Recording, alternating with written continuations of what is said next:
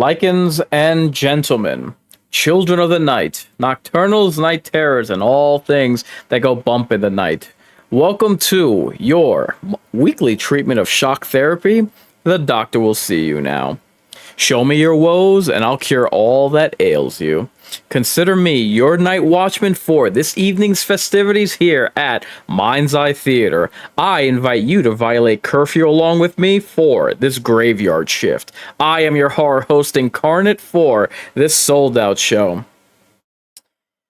Halloween, Texas Chainsaw Massacre, The Shining, Jaws. These were all movies that I had gone the entirety of my life hearing about how great they were, about how landmark these movies were.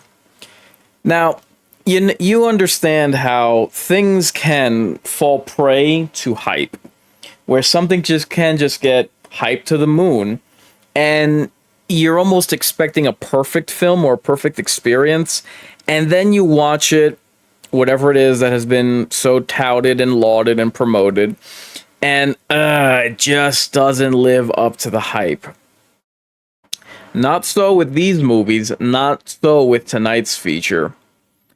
I have witnessed each and every one of these, mind you, not just in my adulthood, but with being so jaded from modern offerings, and I was just blown away by each of these. Now, obviously, we're discussing Jaws tonight. That's the creature presentation, but still, for this, like, how often is it that whatever it is that you're being recommended lives up to the hype? Well, if you're a fellow millennial the way that I am, you know for a fact that Jaws is exactly that. Jaws is just one of those classics that very much lives up to the hype. And that has been the case with other watch parties that we have discussed that have earned their legacy in film, such as, I'm reminded of Jurassic Park. I'm reminded of the original Alien. And there will be more to come. There will be more classics that I go through. But today, we celebrate a whopping 50 years of Jaws. Now, usually I save the trivia for after the watch, but I had to mention a couple of trivia points before we get into it. And I know that this watch party is already a little late, but I just wanted to mention that I'd be remiss if I didn't mention that this film, Jaws, was the first modern summer blockbuster, earning $260 million way back in 1975. And mind you, 260 is what some movies have as their budgets nowadays. So its total worldwide gross after multiple re-releases comes to $478 million. Now, if we were to adjust the number that it originally made for inflation, you'd be talking about a film that made 1.5 billion with a B. That's staggering for a film that came out half a century ago. So, while it's true that, 2 years prior, The Exorcist was another blockbuster, you have to keep in mind, first off, merchandising when it came to something like Jaws. Exorcist wouldn't have been as promoted as something like Jaws. But The Exorcist was no slouch, coming in at $233 million. Now compare that to the $260 by Jaws. And the lifetime gross of The Exorcist was $430 million. Compare that to the $478 million of Jaws total worldwide. Jaws got to this landmark as the first modern summer blockbuster 2 years before Star Wars and almost a full decade and a half before Tim Burton's Batman. So, let me see. With the exception of, if I'm not mistaken, with the exception of last year's Nosferatu watch party, that movie being in excess of a century old, I think that this is the oldest horror film that we've ever watched on the watch party. So let's say we get started with our ritual and we go into the totem pole.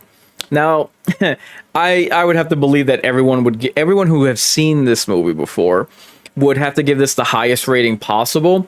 So, with that being the case, I am going to assume that we have new watchers, Zoomers and the like, who've probably never even seen Jaws. So, let's take to the totem pole. Your choices are bottom of the burial. No one better pick that. Shallow grave and high stakes.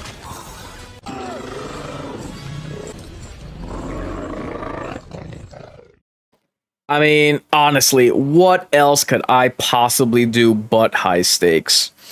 It isn't just how great of a movie this is, but all of the accolades that I mentioned before or recently, it has earned every one of them. The fact that I felt great. I felt like a proud horror fan when I heard that the inaugural summer blockbuster film was indeed a horror movie. And not only is this the movie that put Steven Spielberg on the map, but he had defined a horror I'm sorry, he had defined the summer blockbuster with a horror film, and then he would go on to redefine it with another horror film, Jurassic Park. I mean, it's things like that that I wish the horror genre kept to, and still was breaking new ground. You know what I mean? I wish it focused itself more in vein with that. So the totem pole is now up for you, fine fiends, on the YouTube chat. So I'll be referring to it periodically throughout this watch. Okay, let me close out of that. So, all of this being said, I naturally invite you to stream the movie along with me. You can pull it up on Netflix, and that gives me some time to take care of some housekeeping items, which gives you some time to get your popcorn and soda pop ready. This watch party is brought to you in partnership with Hotness TV. It being the end of summer, unfortunately, as well as back to school season, and we have Labor Day around the corner, I will humbly request that all of you take a gander at the links in the description that I have for sponsorships, specifically Jabra headsets as well as Samsung devices. So if you're in the market, it would just serve as a nice kickback for the channel, and it would be greatly appreciated, as any support I do get is going to go back into the channel for improvements and to make the overall experience better.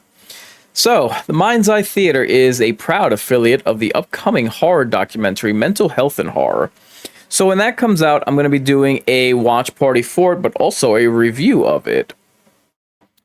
You'll notice up top the support link. So if you're of a mood, it's just another way that you can lend your support, and I'll consider it your pound of flesh. We are coming to you live, streaming on Facebook, Twitch, YouTube, Kick, X, Rumble, and Locals.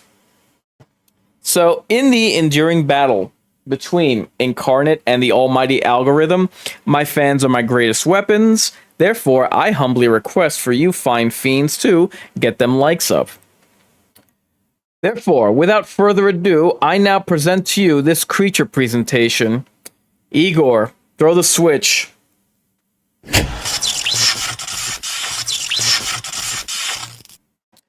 Okay, and we are going to start the watch. And now, and because it's Netflix, you don't get any annoying ads.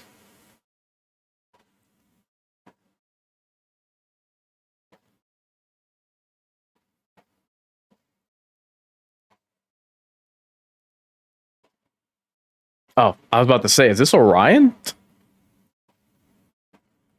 I remember when that was still a thing.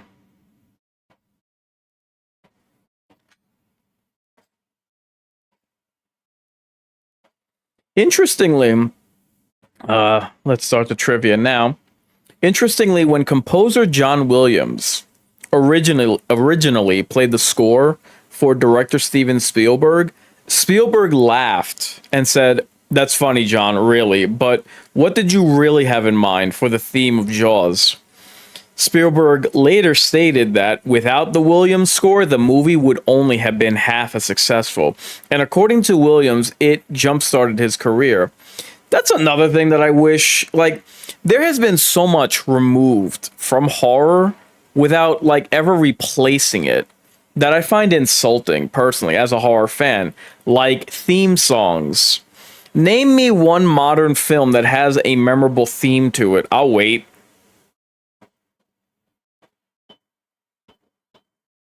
It's the craziest thing because you would think that that would, like, I don't understand why it is that we have so many examples. And if that, like, if we didn't have enough examples of great horror, dude, like, we've come out with documentaries.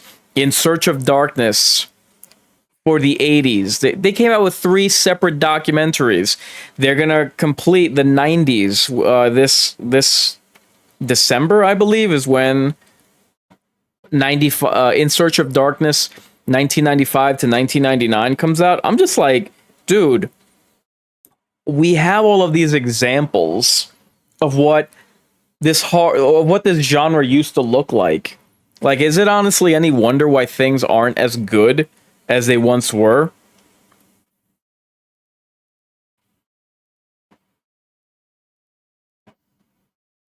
Uh-oh. Careful there, you might have one too many there, Chief. That liquid courage comes at a price.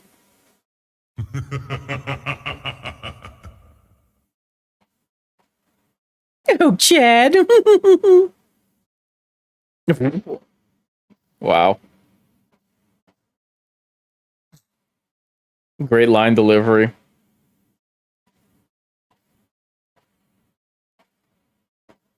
No, you are.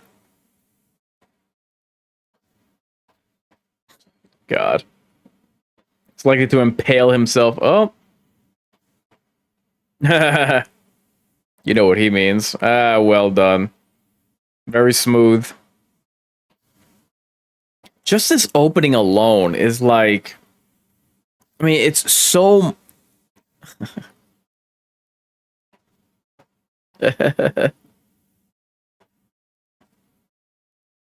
So, in the actual Jersey Beach shark attacks of 1916, which Brody and Hooper later mention in the film, the sequence of attacks is actually similar to that of the film. A swimmer in the surf, a dog, a boy, and the leg of a man in a tidal slough.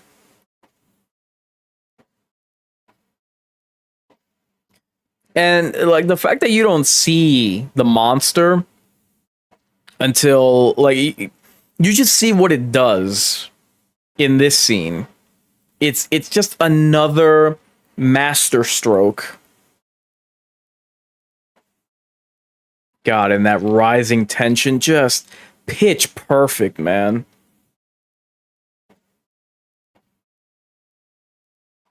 Mm-hmm.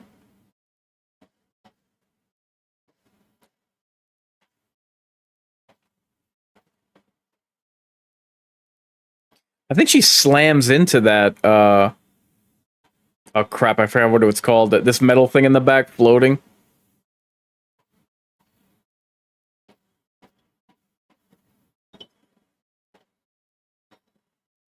Now, you might say, like, nowadays it really wouldn't make much sense that it wouldn't just immediately drag her down, but, you know, dramatic license.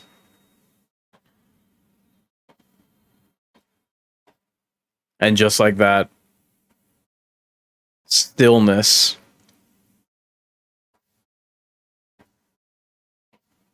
And we're not even, we just hit 5 minutes. And look at that opening kill, like how iconic that is.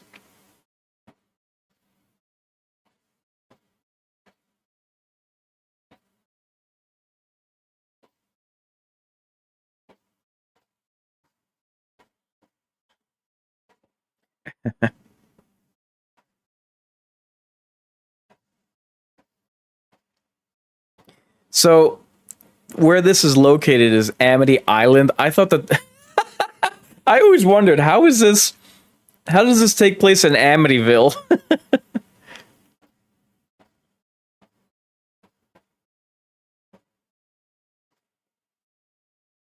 He always played a very convincing horror protagonist. You know what I mean? He's not too he's not too like muscular or too what's the word I'm looking for? Stupid. He's not too like imposing where it seems like he wouldn't be able to convey fear. And that can be a problem at times with horror because you want to make sure that you're casting someone who is not going to dominate the the screen or seem too capable and too able to overcome whatever it is that they're confronting.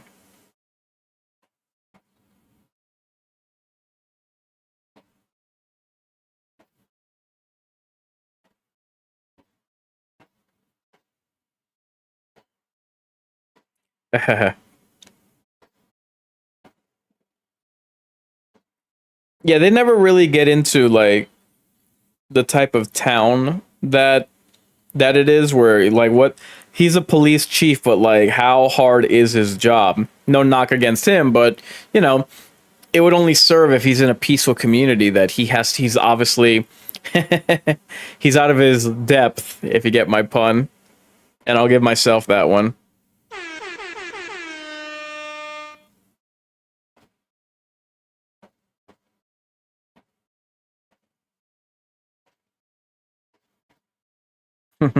Oh, look at that. 50th annual.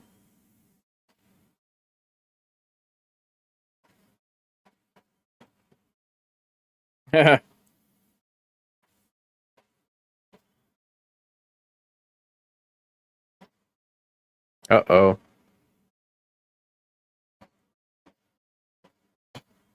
It's like, dude, I don't care.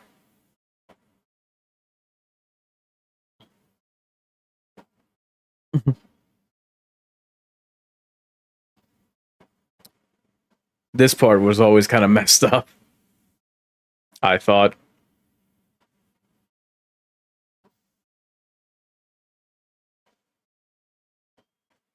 And and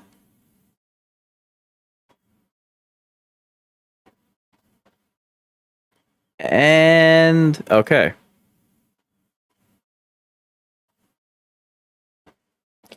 So, according to director Steven Spielberg, the prop arm looked too fake in the scene where Chrissy's remains are discovered. So instead, they buried a female crew member in the sand with only her arm exposed.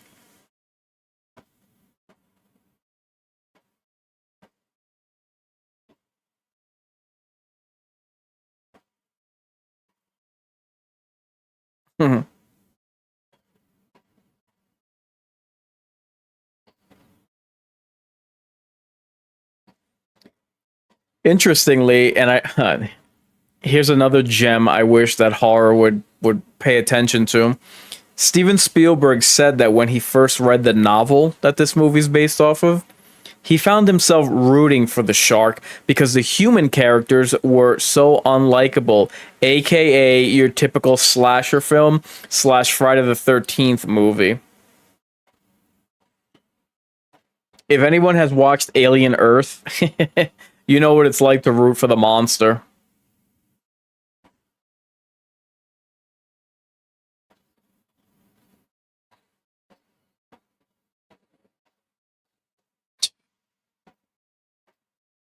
Easy there, Chief.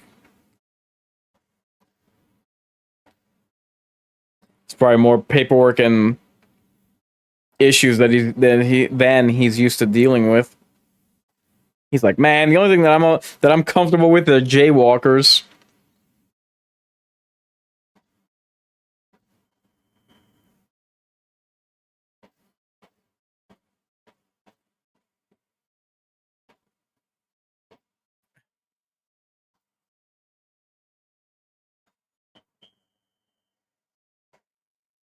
I had forgotten about that, that they were celebrating like a 50th anniversary or something. How ironic.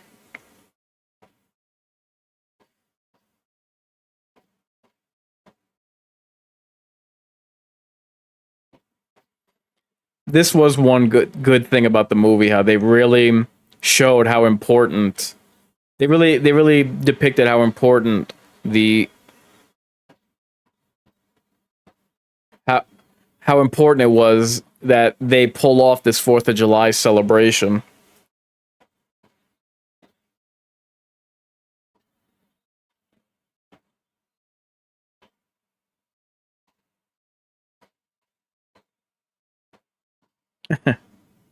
God, that's this guy in his suits.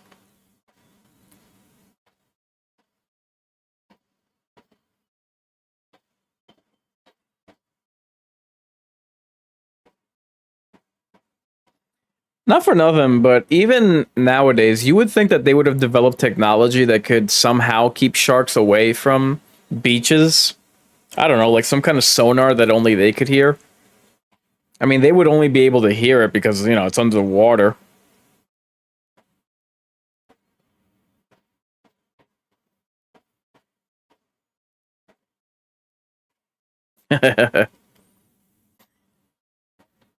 This was another reason why I thought this took place in Amityville, New York instead of Amity Island. This guy this guy reminded me of the sleazy character from Poltergeist. The one that the father like grabs by the shoulders and tells him that he moved the headstones and left the graves under the house.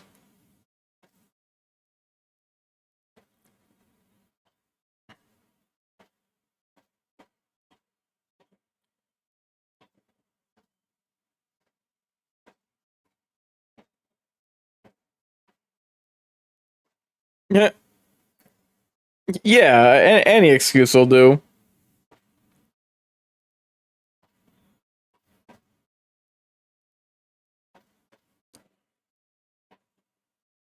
Yeah, a summer girl with teeth marks all over what's left of her body. Get it? Gut reaction.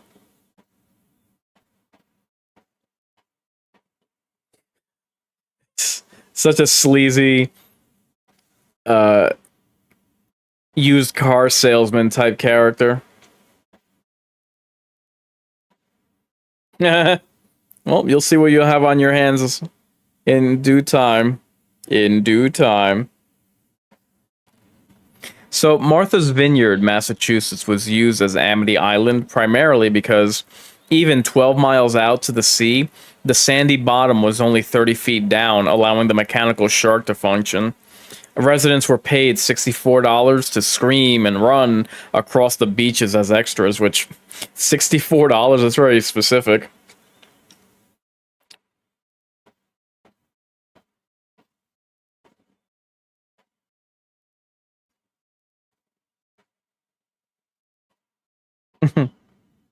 Never.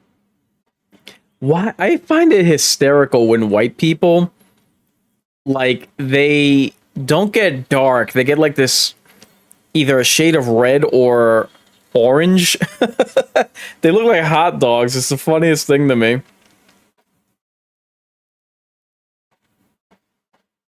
Hmm. Oh God. I think if the shark would take out that lady, it would not only be well fed, but it'd be doing humanity a favor.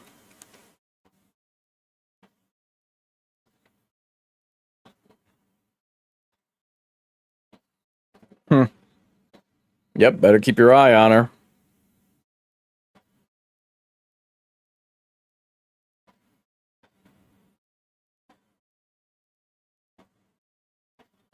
her.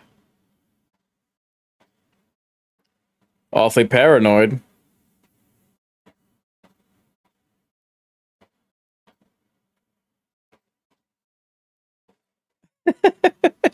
Get the hell out of my face.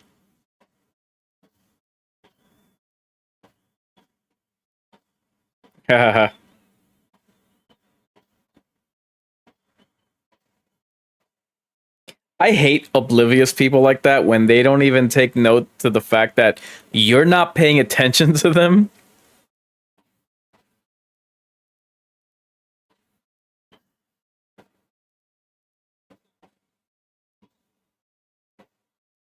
And also stop bothering me. So Bruce the shark has 4 minutes of screen time. I found that interesting considering some of the names of the films that I mentioned at the top of the stream. Alien, 1979. The alien only appears for less than 4 minutes. In Hellraiser, 1987, the Hell Priest is on screen for under 10 minutes. Hannibal Lecter in Silence of the Lambs, 1991, was only visible for less than 25 minutes, despite the fact that he's not even the main villain.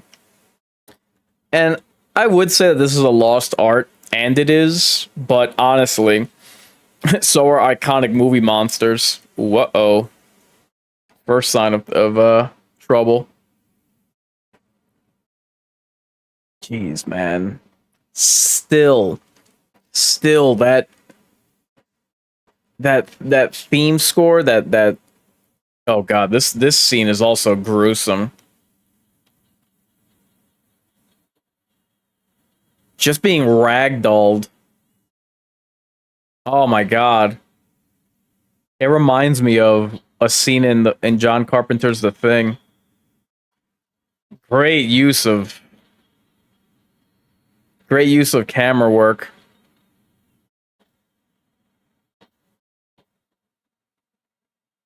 I forgot that this scene had happened so early. Just over 10 minutes after the opening kill.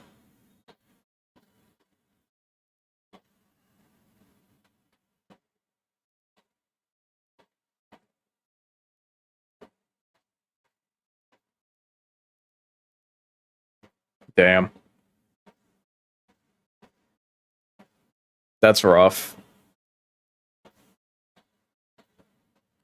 And that's all that remains of Alex. That's terrible, man. But yeah, I mean, that thumping score, it it's still so effective, man. Ratchets up the tension.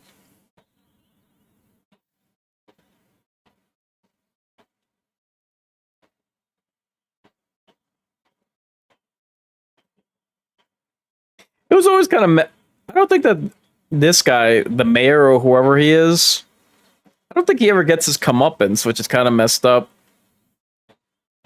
The cop gets smacked in the mouth, but nothing happens to him.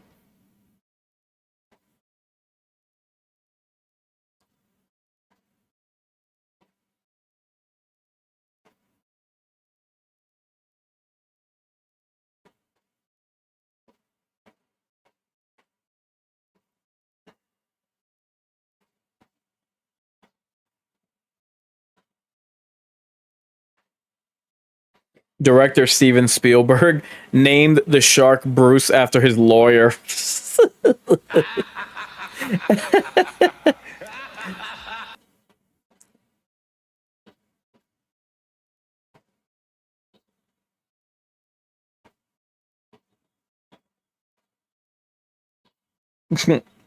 Really?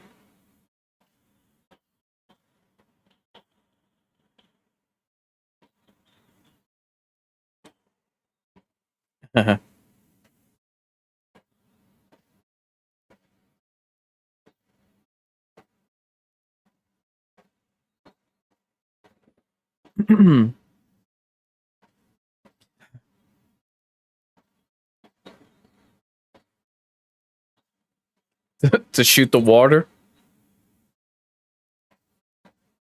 Jesus. I hate short hair on women.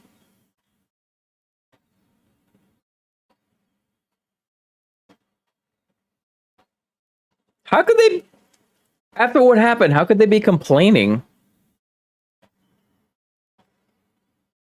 Wow. He can't win. He does the right thing. Ouch. Oh my god.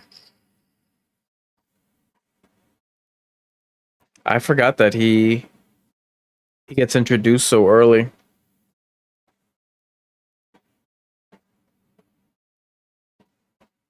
Mhm. Bird?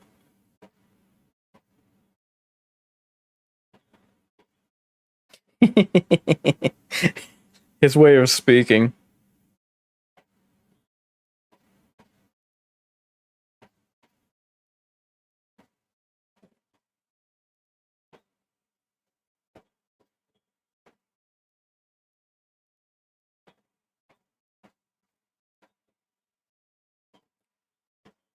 Hmm.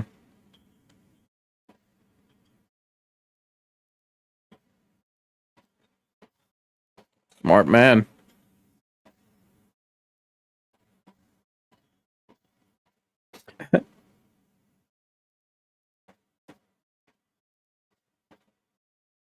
Hmm.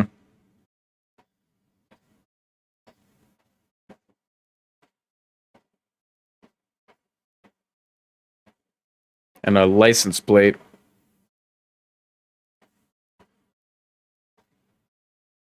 So, three mechanical Bruces were made, each with specialized functions. One shark was open on the right, one was open on the left, and then the third was fully skinned. Each shark cost approximately 2,500, so a quarter of a mil.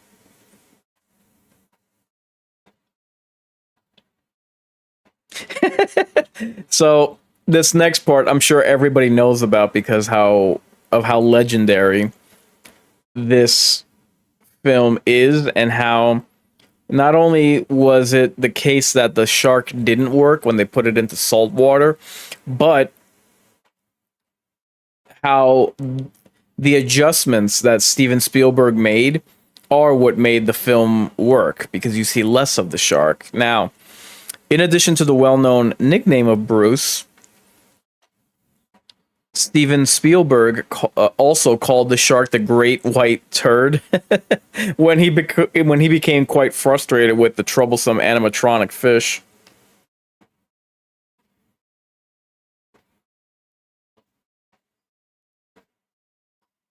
I can only imagine how huge Megalodon was.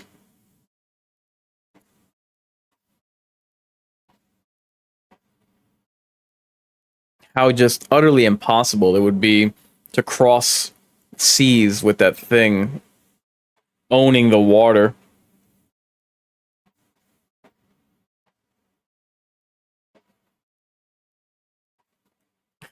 especially after the day that he's the couple days that he's had.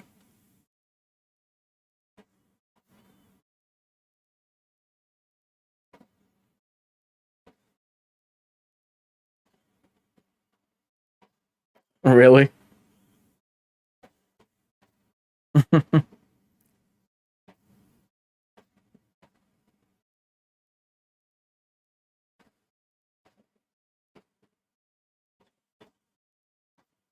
Yep.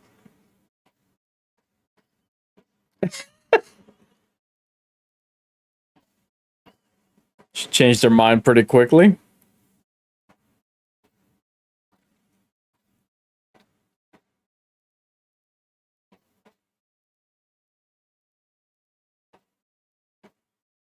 Wow, a lot of these scenes are happening a lot quicker than I remember them.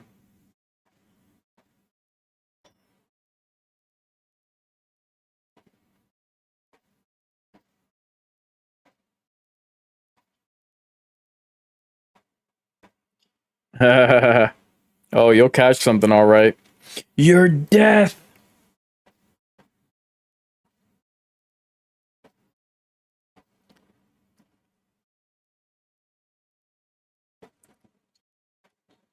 Oh, it's a tire. I thought it was a tank. I'm like, what the hell?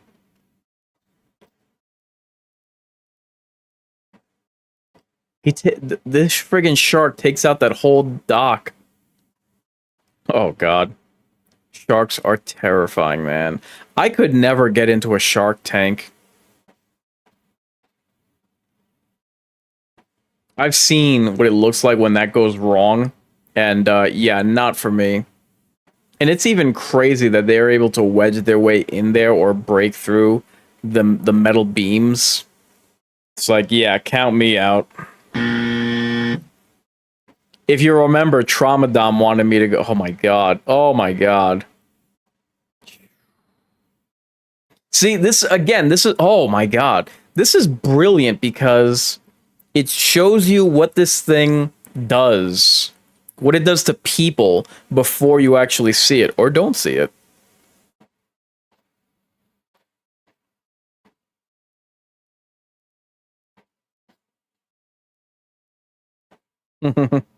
Got a live one here.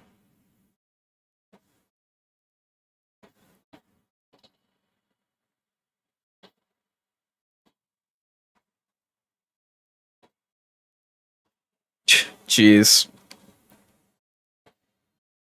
I would be terrified. My god. I'm mortally afraid of things like anacondas and especially a silent killer like a great white.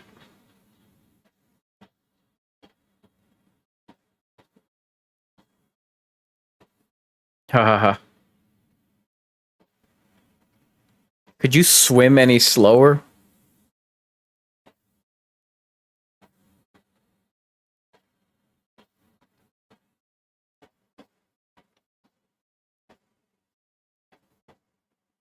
Ha ha ha. Jesus.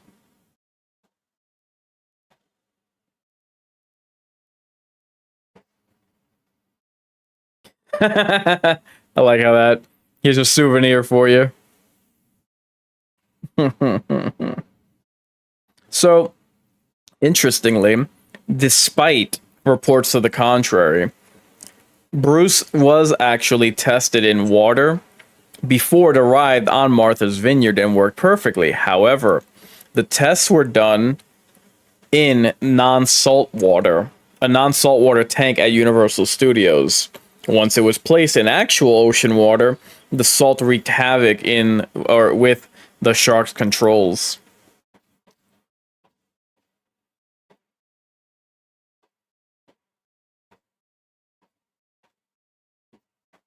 And here we have Hooper.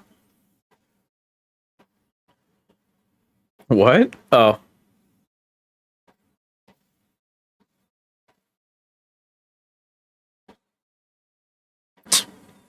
nice dinghy.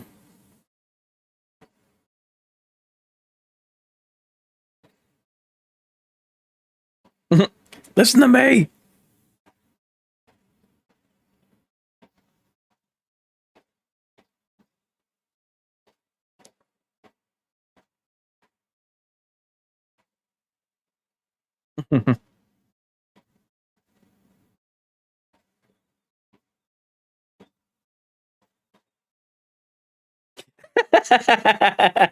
Poor guy.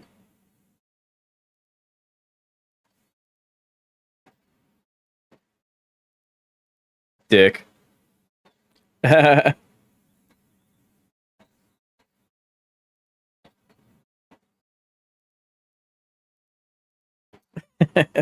Geez, this guy he's just getting no type of cooperation, coordination.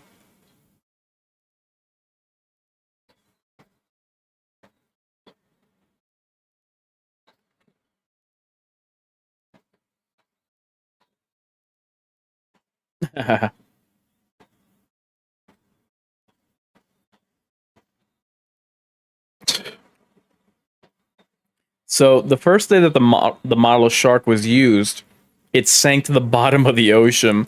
It needed a great deal of maintenance, and it didn't appear very terrifying. Steven Spielberg recalled, quote, I had no choice but to figure out how to tell the story without the shark. And he reasoned that it's what we don't see, which is truly frightening. Immortal words.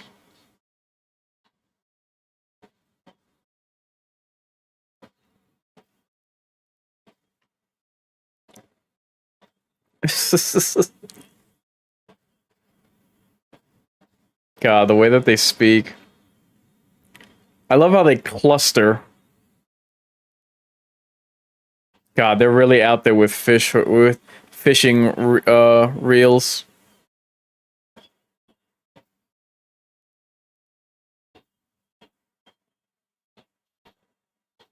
Nice. That won't cause panic.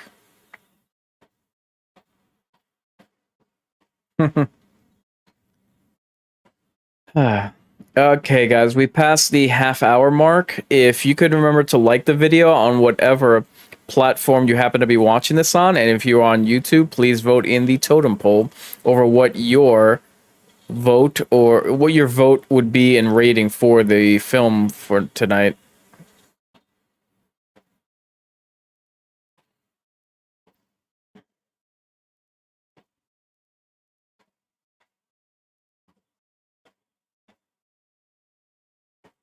The average summer tourist population of Martha's Vineyard before this movie was released was approximately 5,000 people.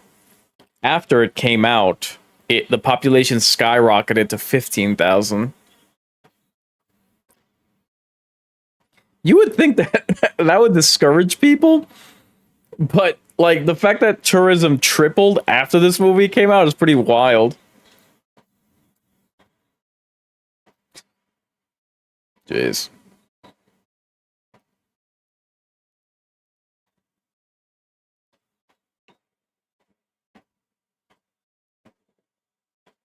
You're making those words up, city boy.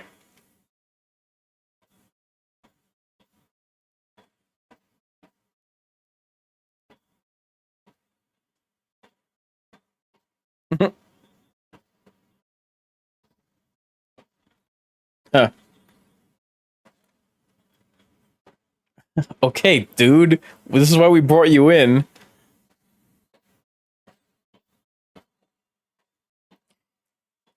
This is kind of another good scene because this is obviously much smaller than what they're actually dealing with. And they think that because they caught a shark, that now they caught their killer.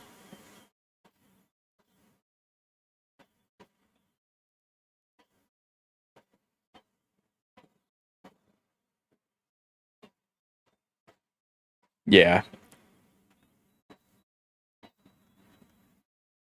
This is a good, how can I put this?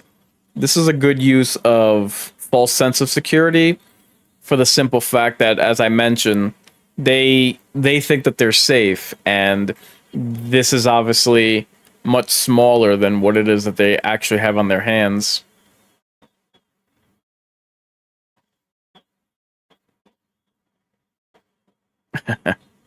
And the fact that they're making a spectacle out of it, yeah. Everyone who's in the know ain't convinced.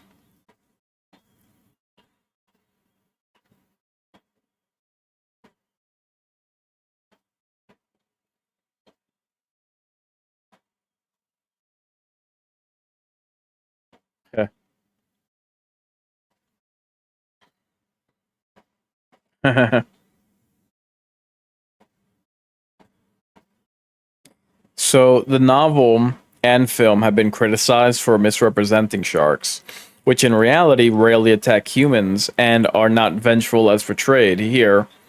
The ichthyologist George Burgess said shark hunting surged after the release of the film, explaining there was no remorse since there was this mindset that they were man killers. Shark populations in the eastern seaboard of North America dropped significantly after 1975. Both Peter Benchley and Steven Spielberg later regretted how Jaws ruined their reputation of sharks.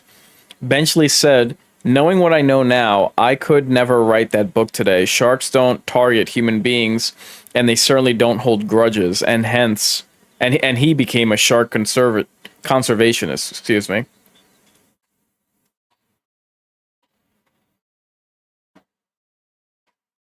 Hmm. Shark forensics.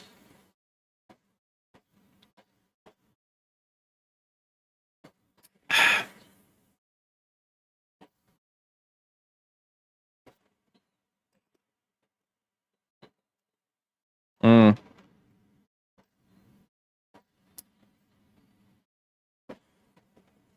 God, this guy in his suits.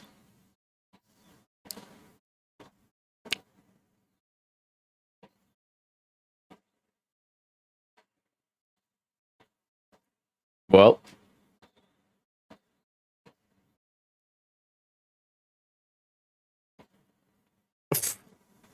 Jesus, man. Ain't nobody was saying that. Uh-oh.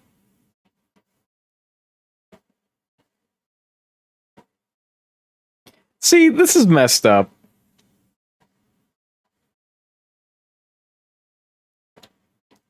Damn.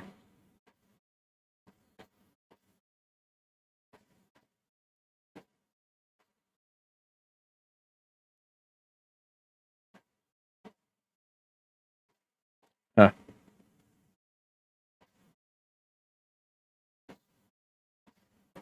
Jeez.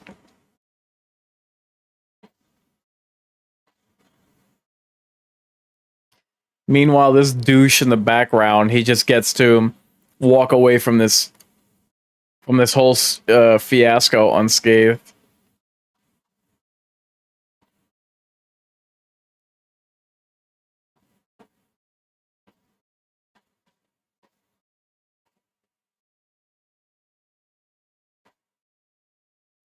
My, your teeth are offensive.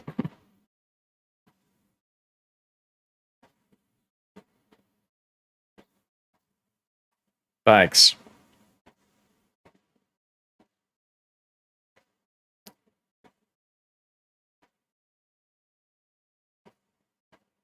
Jeez. And he just stood there.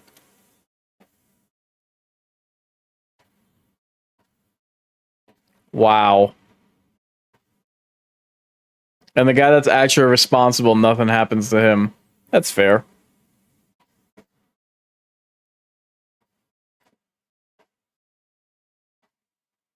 So, Fabien Cousteau, grandson of Jacques Yves Cousteau, invented a great white shark shaped submarine to study the sharks in their natural setting.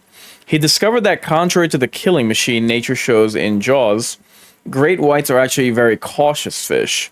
They also communicate with each other via their fins and body language.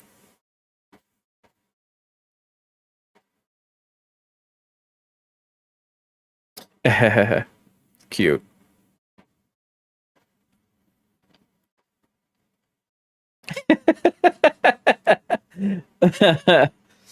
Spielberg was always very good at this. Always very good at like having those tender moments, especially with family, which I feel he should always be commended for.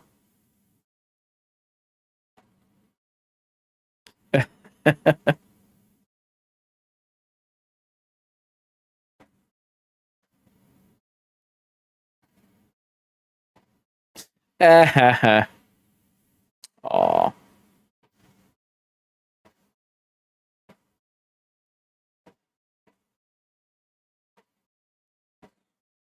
Bites his nose. Aw.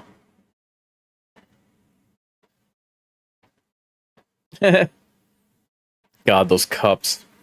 How 70s.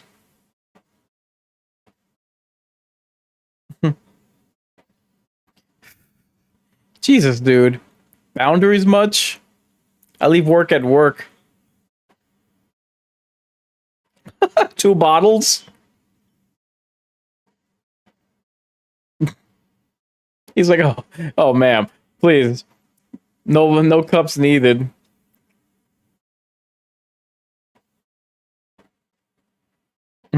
Well, you'd like to talk. I got slapped in the face.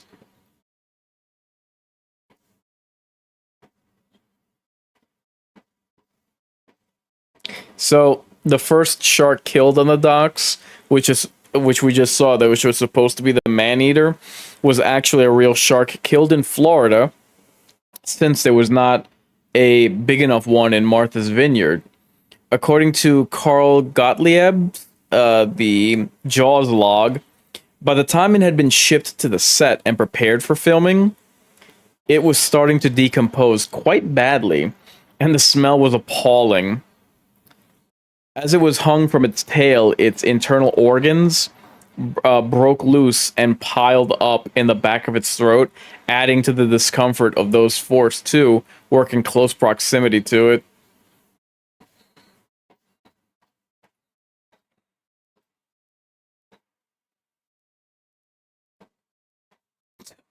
Easy, lady, your laughter.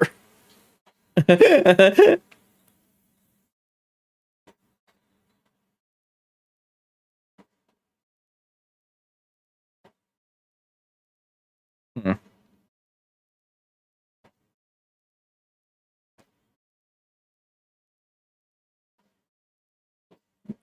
Yeah.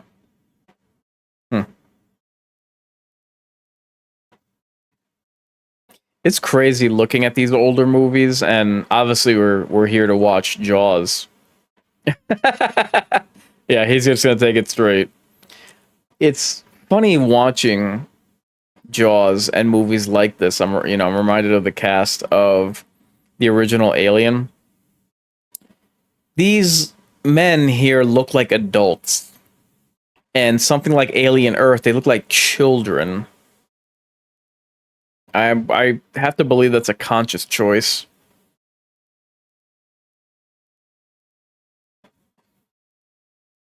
Hmm.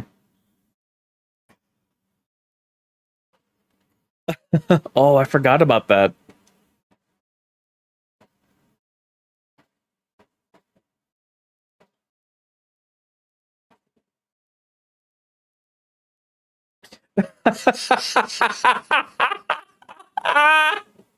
He's like, "Shut up, woman."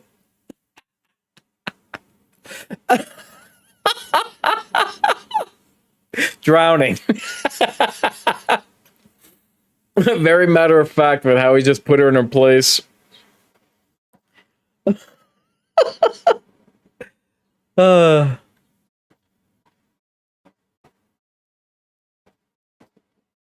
okay.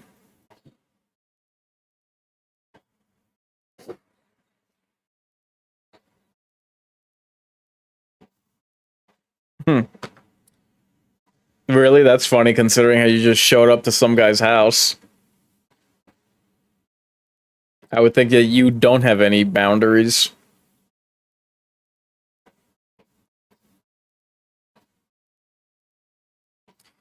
So, oh, nice.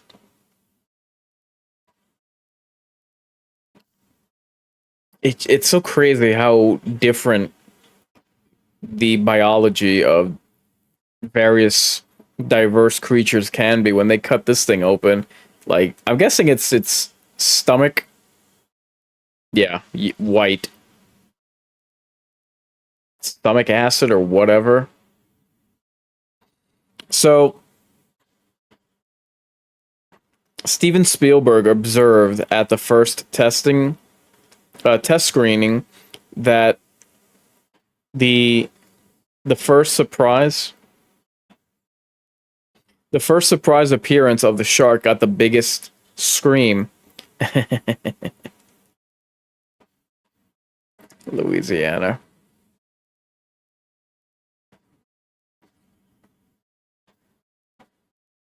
Oof. You better burn those clothes. Anyway, um Steven Spielberg observed at the first test screening that the first surprise appearance of the shark got the biggest scream from the audience. However, after he reshot the scene at Ben Gardner's boat, the surprise appearance of Ben Gardner's head got the biggest scream, while the appearance of the shark received half the reaction it used to.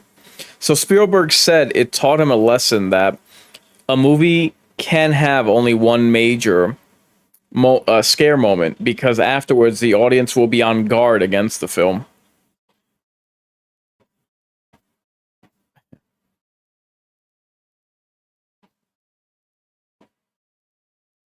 Jeez. What a bad idea.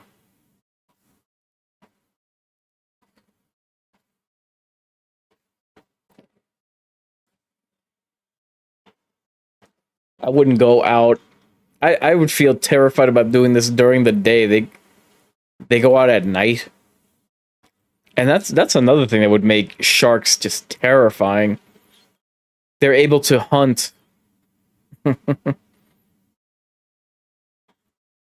They're able to hunt at night.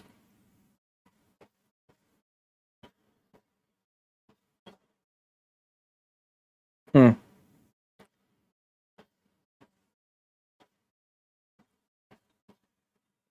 Guy came prepared.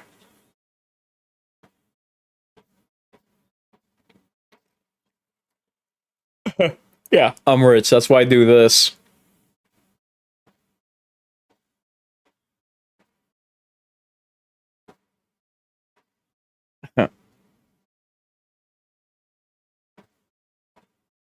In your face.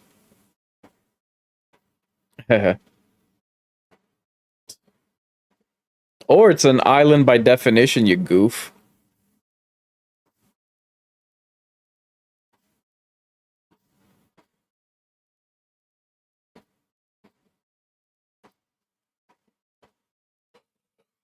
Hmm.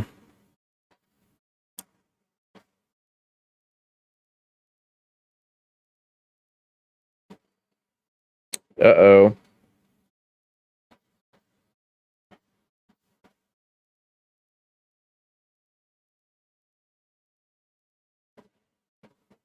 And it's always the strangest thing. It's like, with very few exceptions, the first edition of horror films, before they inevitably become franchised, the first edition is always the best. And one would think that a sequel would improve upon the model, but I suppose it's because horror doesn't work that way.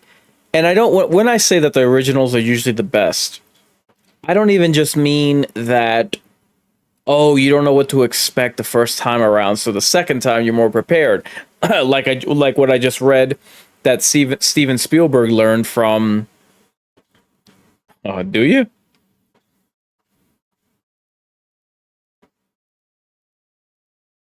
Anyway, I I think that the first editions just always have much more plot density. You know what I mean? Jurassic Park, this film, Alien. Even, I did a marathon of Tremors, and I was stunned over how much detail it. Yeah, you don't know that. How much detail there is. How many interesting ways they show you when the when the land sharks are around. Land Sharks was the original title for Tremors. I have to do a watch party for Tremors because it turns 35 this year. Oh my god. This guy's got balls of steel because, bruh, I wouldn't. Absolutely not.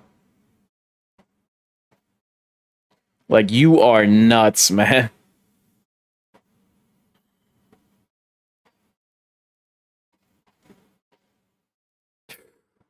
He ain't even looking around. Hmm.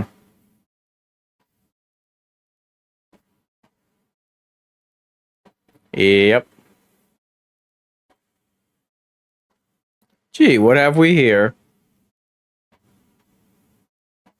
Huh.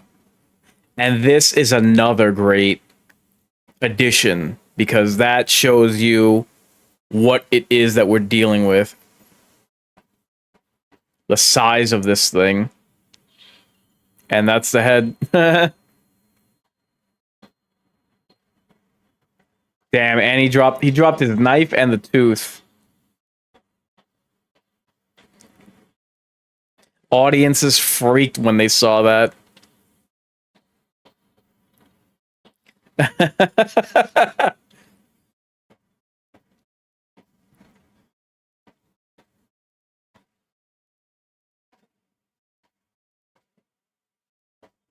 Mm,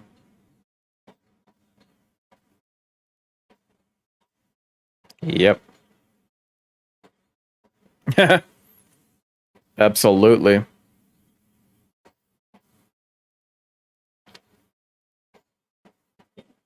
There we go.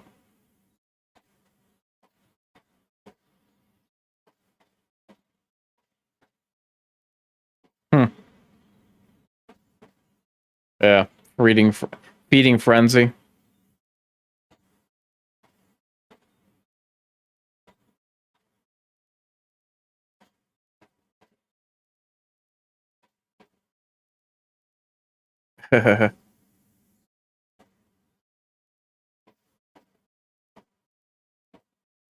But don't they have the head? The decapitated head? Look, you're just looking for excuses, Chief.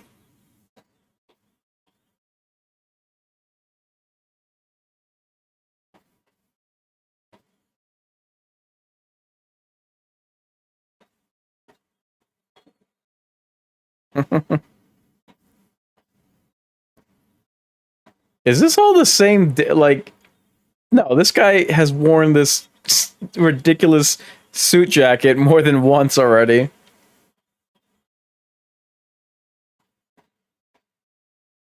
Oh, snap.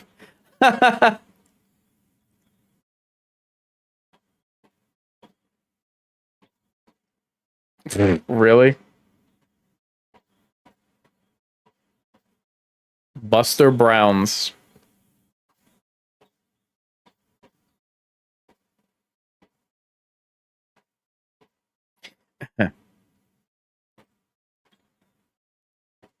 Mm-hmm.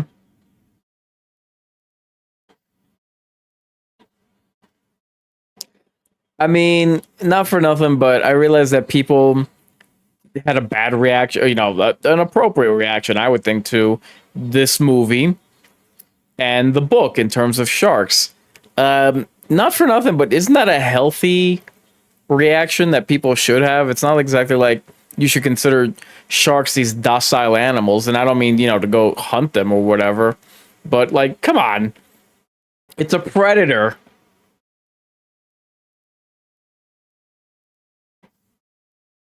Uh,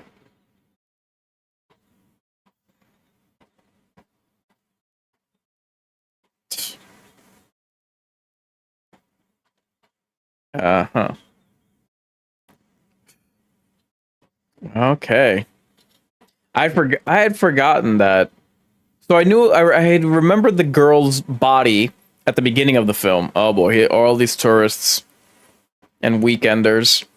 I had remembered the girl's body at the beginning. I remembered the little boy. This part I had forgotten. Like they had like three instances where like they were dealing with politics and nonsense. So now they're about to have their third run-in with this thing.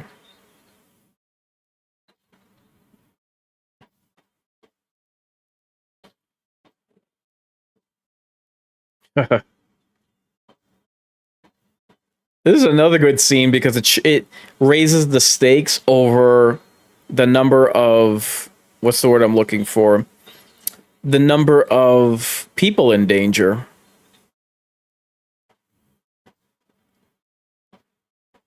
See, this is what I mean. Like how the danger is presented and the tension is ratcheted up.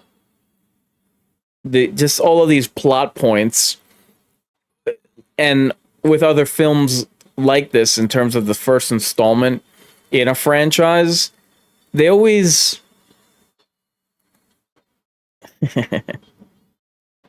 I always wondered, was this technically the first video game?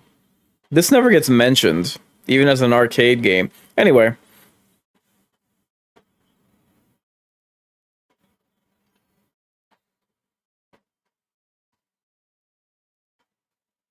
wow.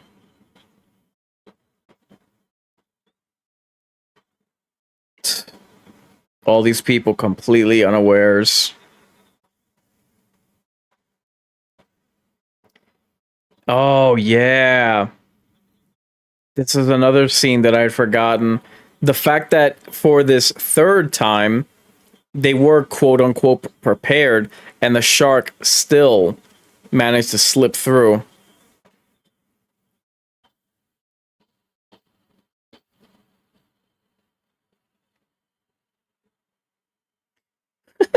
This guy only has two suit jackets. How funny.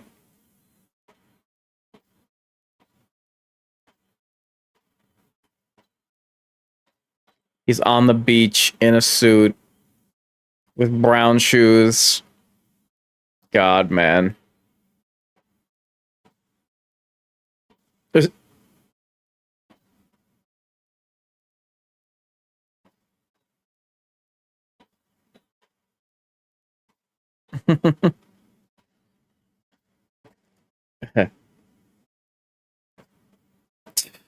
wow. I thought I was just gonna stay there. Oh my god. Jeez. And this freaking guy is just, pushing people to swim to their own demise.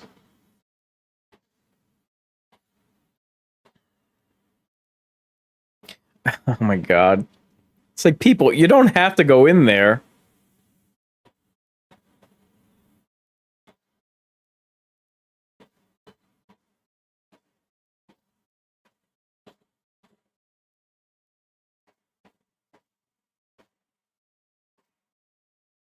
Hmm. Who is it that gets it this time? Oh! I think I remember. I'm not gonna spoil it, but yeah. In the pond.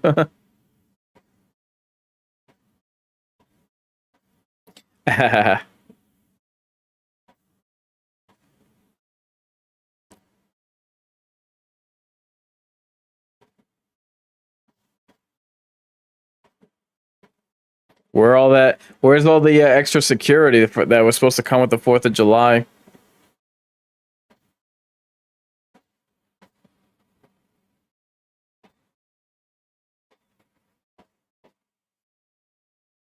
Hmm.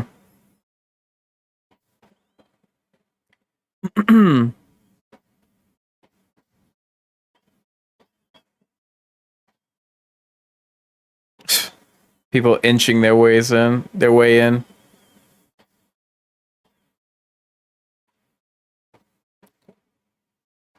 Yep.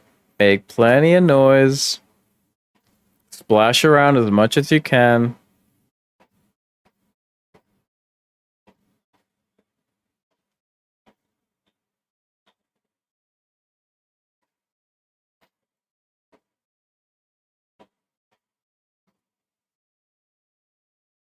Jeez. The shark is like, I don't know who to start with.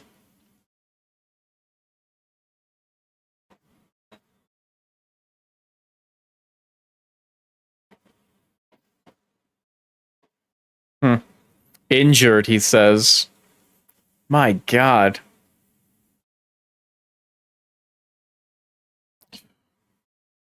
God.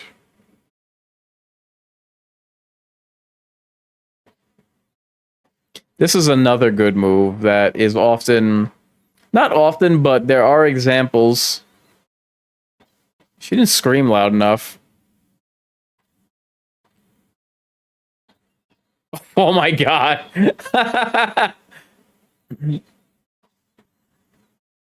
I'm glad. Well, we'll get to this in a moment. This has been used in film at times where you show a mockery or a, not a parody, but for comedic effect, you show a comedic version of the monster. This was done in one of the Friday the 13th movies, so that when the monster really shows up, you can see how gruesome it is.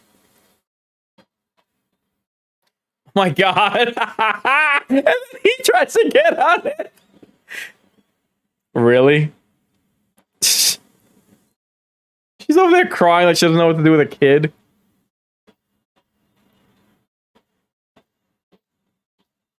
Oh my god. Poor old. Oh jeez.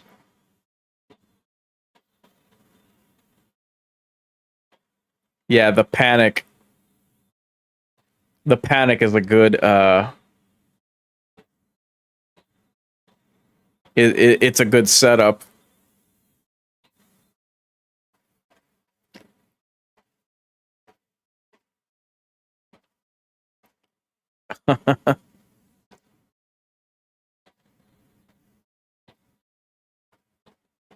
Wow. I love how they're completely surrounded, and I'm good thing that they didn't take the shot. My God, could you imagine how this movie would be if someone actually took the shot?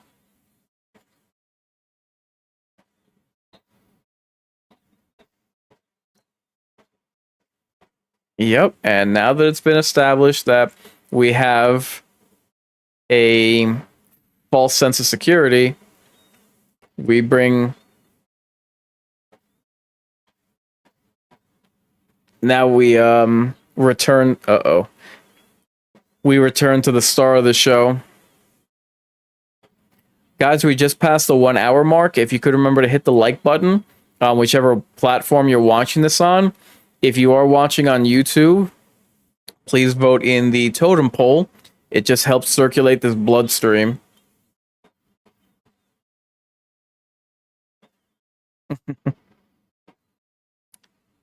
Oh.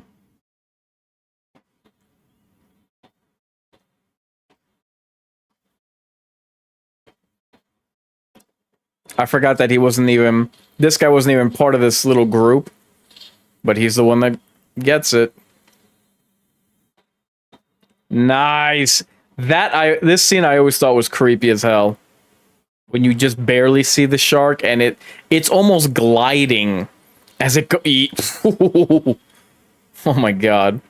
And that scene. Wow. Uh-huh. The bubbling crimson.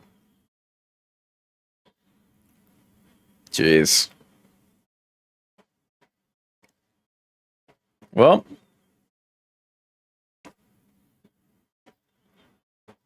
all their preparations and all their defenses, and it still manages to worm its way in.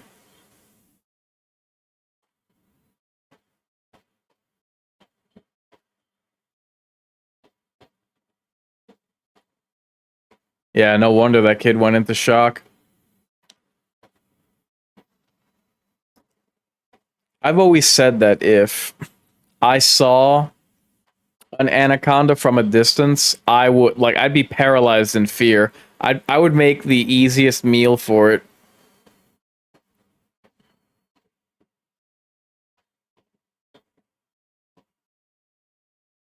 Damn.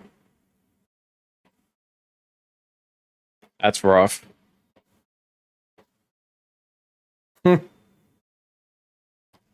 And that whole thing is its kingdom. And you don't know where it is.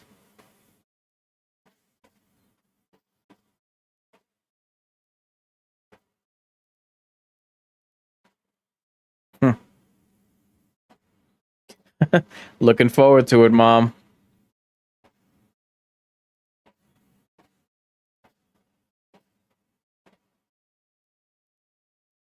So get this.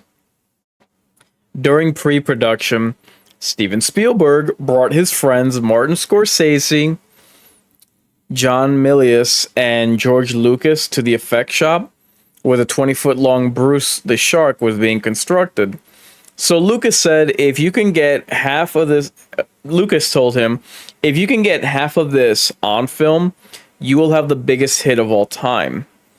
Lucas stuck his head in the shark's mouth to see how it worked, and as a joke, Milius and Spielberg snuck to the controls, and he made the jaw clamp shut on Lucas's head. So, unfortunately, and rather prophetically, considering the later technical difficulties with the production that would suffer, the shark malfunctioned and Lucas got stuck in the mouth of the shark. When Spielberg and Milius were finally able to free him, the three men ran out of the workshop because, as Milius later said, we knew we had broken something expensive.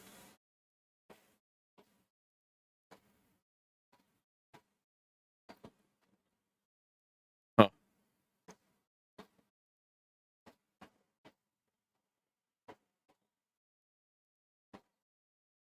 Uh-huh. So do the right thing, prick.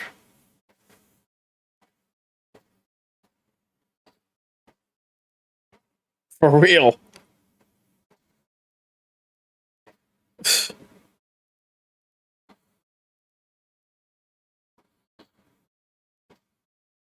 Crazy, huh? That Jaws was rated PG.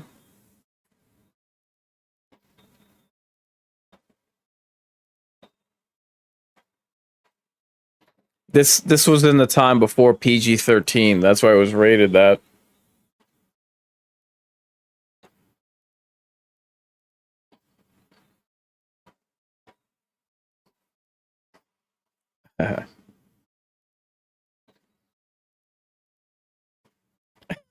What? What? This guy's a nut. Oh boy. Here we go.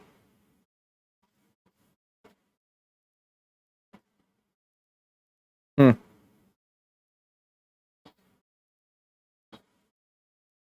Oh, I thought he was gonna get on Hooper's case.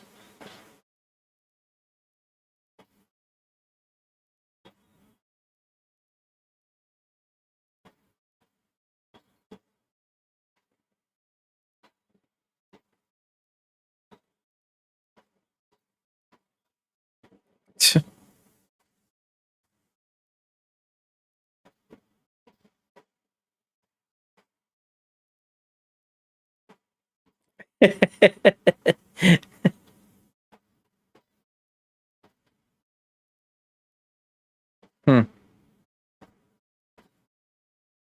I like how all of them had their own kind of like field of expertise.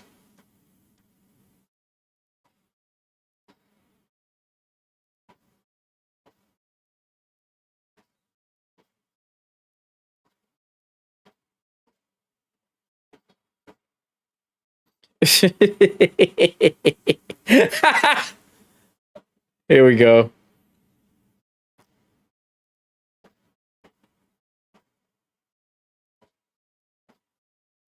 Mr. Whitey.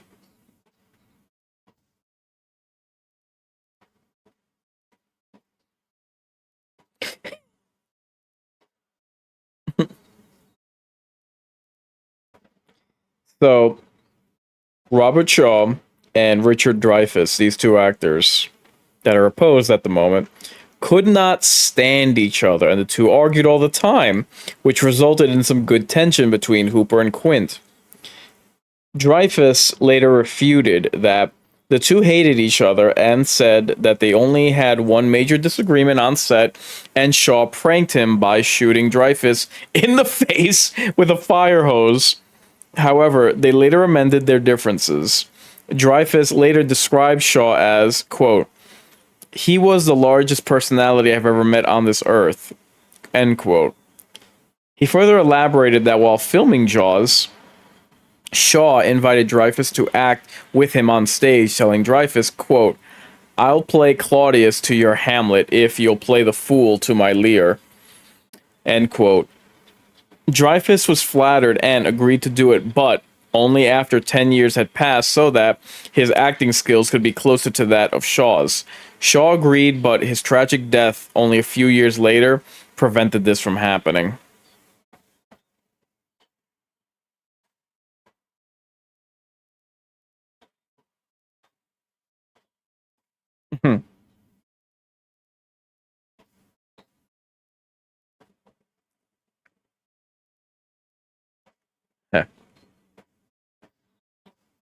Yep.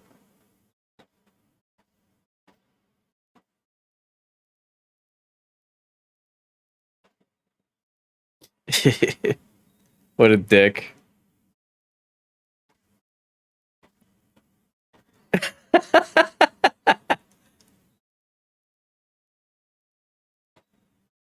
I couldn't, man. An anti Shark Tank, dude, count me out. Like, you're the prisoner, you know what I mean?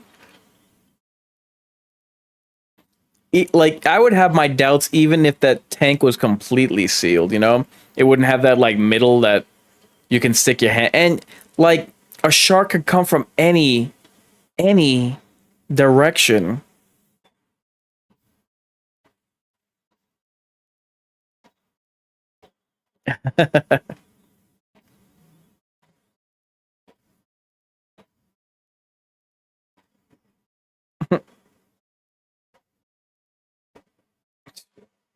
Yeah, for real.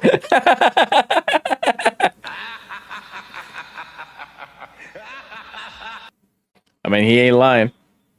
Did he just say break it up?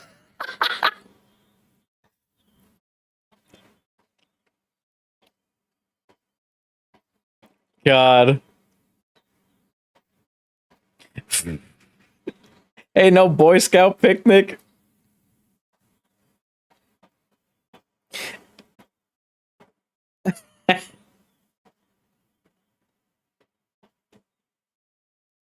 Wow. So Robert Shaw ad-libbed that line, then he just spoke, "Here lies the body of Mary Lee," after director Steven Spielberg prompted him to give Brody's wife on the deck a hard time.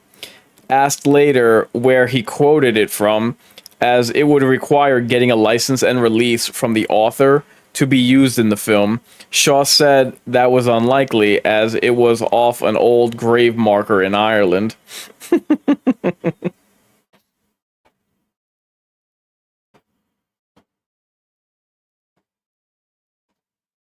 So, one scene that we just missed was that I forgot to point it out, but during the scene that we just saw, where Quint, Hooper, and Brody are loading up the Orca, the boat that they're on now, a small gray shack with a red door can be seen to the left of Quint's place.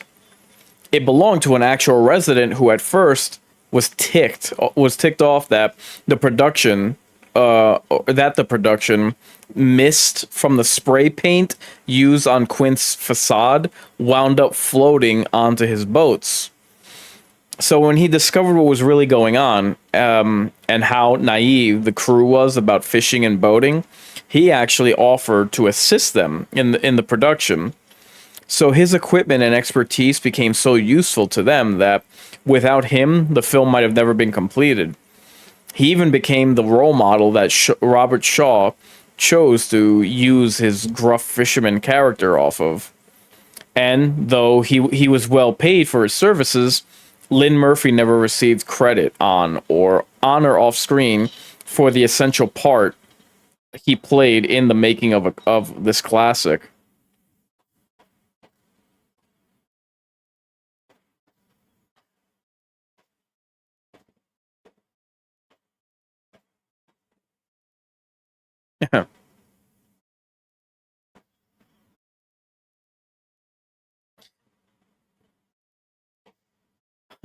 Good foreshadowing.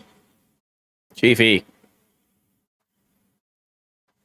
Were you in them city hands? We're not playing with Tommy Giddles out here.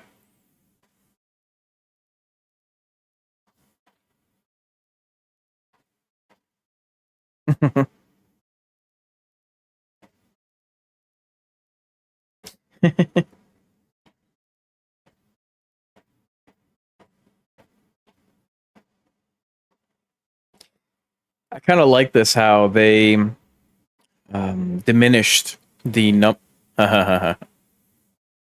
There comes that sting. They diminished the number of actors that were with all the way down to these three, because I guess the ensemble cast, the smorgasbord, have done their part.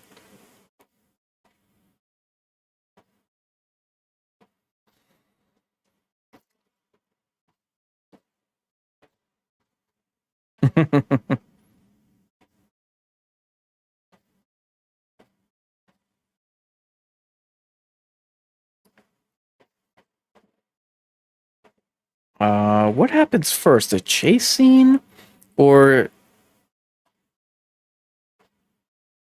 this guy, or the cop feeding the chum? I don't quite remember. Uh-huh. Brody.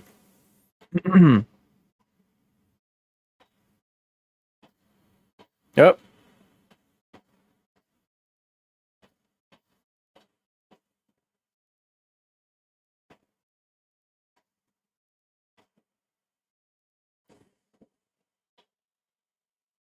Uh-huh. Jeez.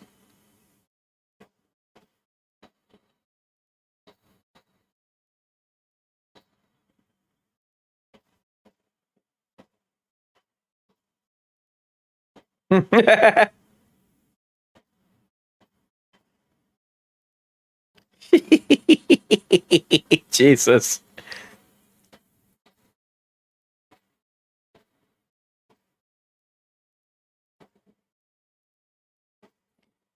I don't. Maybe I can like count on one hand the number of times I've been on an actual boat, mostly as school trips. But I can tell you, it's not for me.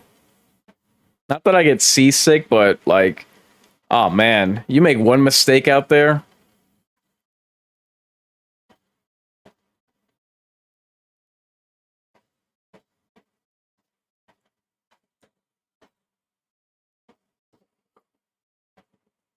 Hmm.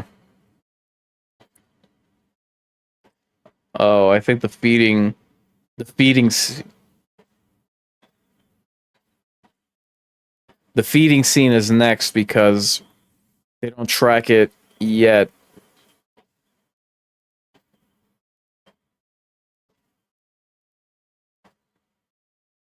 Hmm.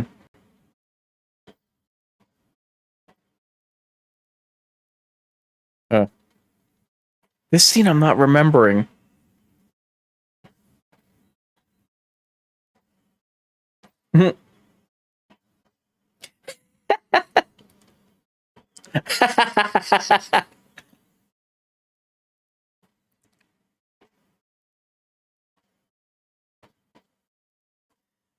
That's another thing, like tying off the mast and all that. I doubt that I'd ever be able to get I doubt that I would ever get accustomed to that.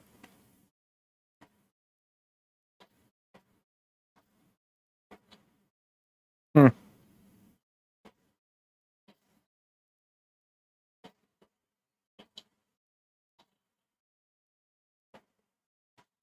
Well,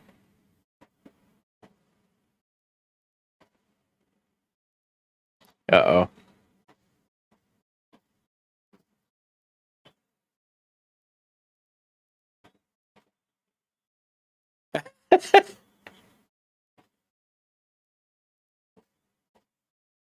Uh oh.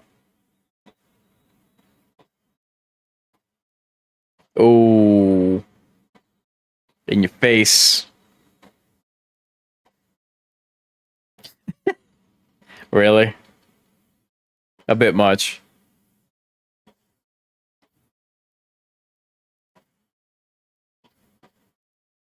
Um, so although director Steven Spielberg considered Charlton Heston for the role of Brody, both both Heston and Universal Studios showing great interest. The main reason Spielberg decided against casting Heston was because of his heroic roles in his current spate of movies, specifically Earthquake from '74, which was nearing the end of filming during casting. So, with Heston also under consideration for the starring role in Airport, 1975, as a heroic pilot who lands a crippled Boeing 747, Spielberg reasoned that if Heston would have been cast, it would have signified to the audience that the shark virtually had no chance against his larger than life hero, Tom Cruise in The Mummy.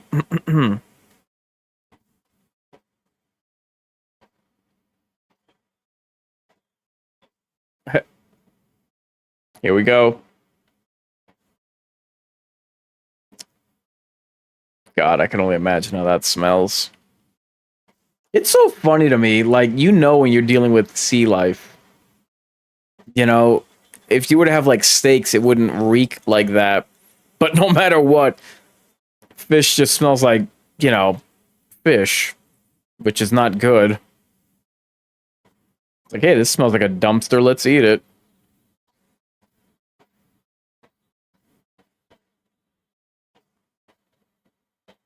Wow.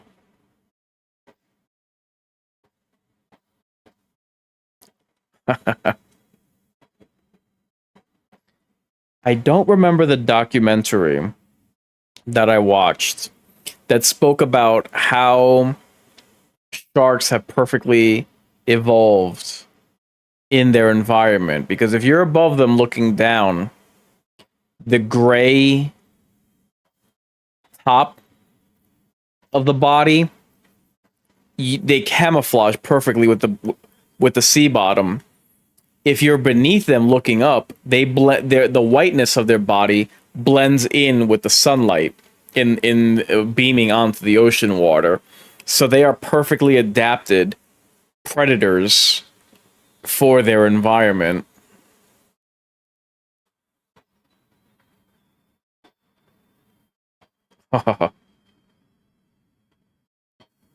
That's a great scene to show what it is that they're dealing with and how big it is compared to the ship, even if they did only see the back of it. What is the back? The stern?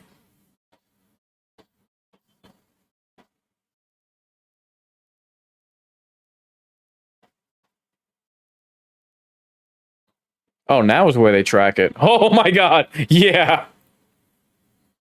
Jesus. One wrong move, man.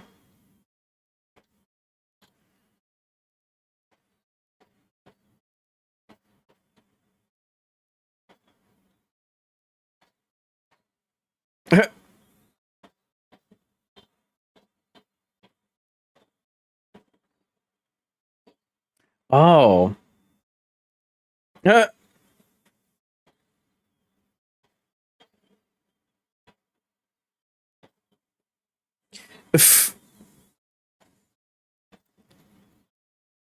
Yeah.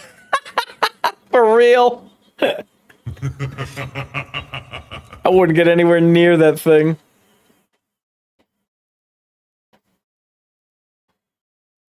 I wouldn't have either. Rocking a hard place.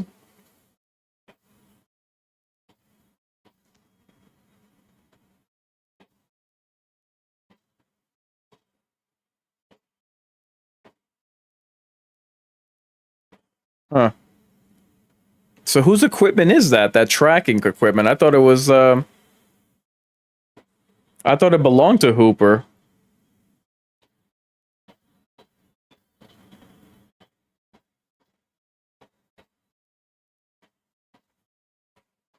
Hmm.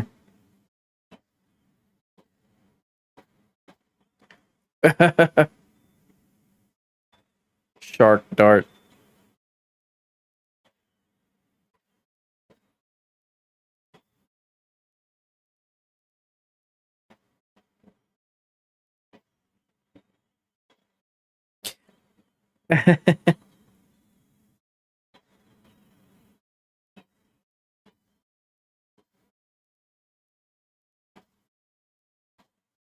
Hmm.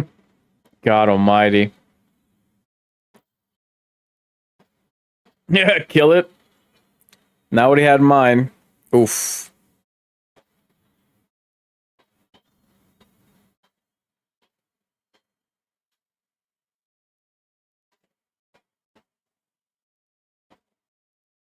Uh,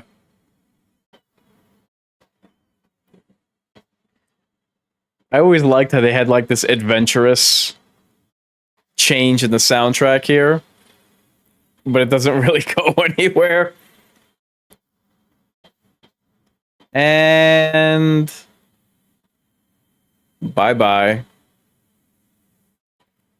Just to show you how powerful this thing is. Hmm. Maybe that's why they go that heroic route with the music. just to lead to disappointment. Wow, what a great shot.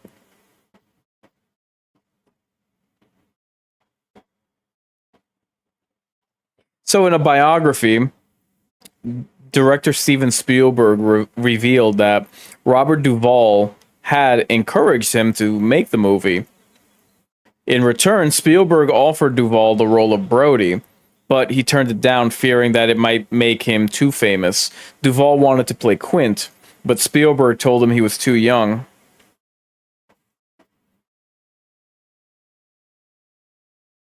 We're almost at an hour and a half at the timestamp on the watch party.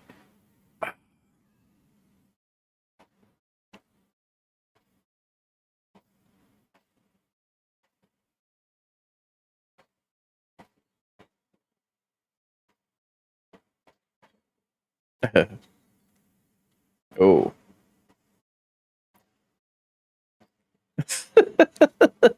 What a kook.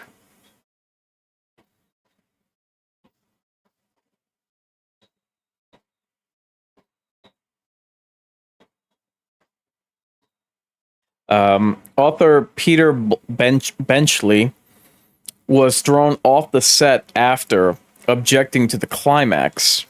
He was also fired for weighing the story down with too many subplots involving romance and mafia intrigue themes present in the book. Gee, I guess he wasn't much for loan sharking. I guess you could say they left him swimming with the fishes. I'll give myself credit for that one. For those two.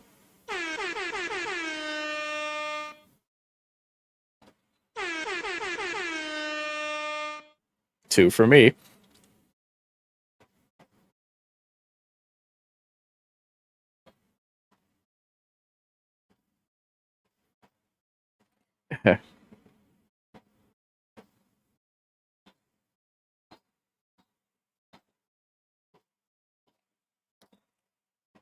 So during this display in which Richard Dreyfuss and Robert Shaw compare battle scars, Roy Shader lifts up his shirt to reveal an appendix incision. This was not a prosthetic, but Schneider's own scar.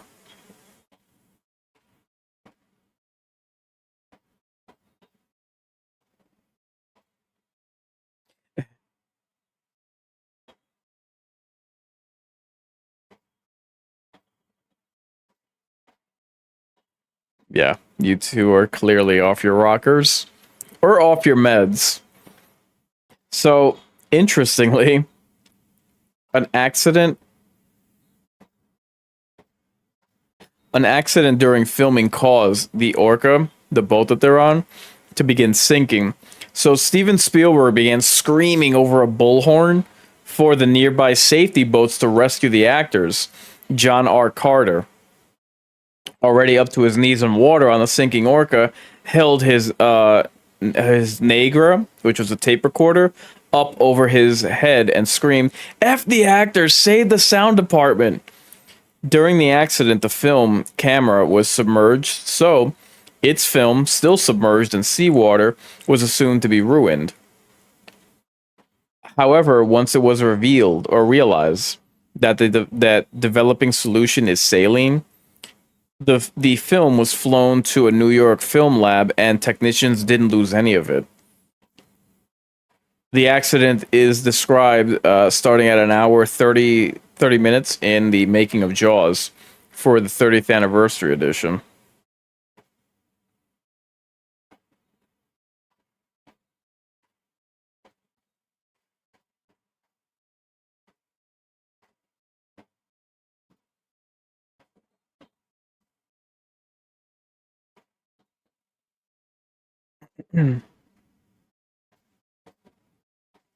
So here, Quint's Tale of the USS Indianapolis was conceived by playwright Howard Sackler, lengthened by screenwriter John Milius, and rewritten by Robert Shaw, following a disagreement between screenwriters Peter Benchley and Carl Gottlieb.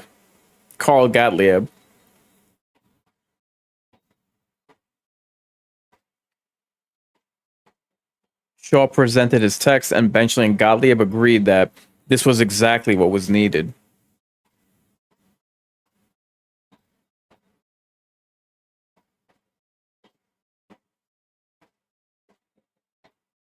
Hmm. Mm-hmm. Kind of like Michael Myers.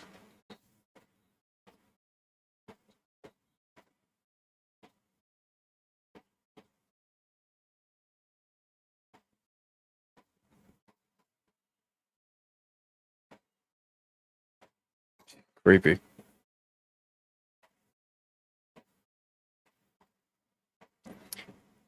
On August 19th, 2017, 42 years after the movie Jaws brought the story of the USS Indianapolis to light, Microsoft co-founder Paul Allen located the wreck of the USS Indianapolis in the Philippine Sea at a depth of over 18,000 feet.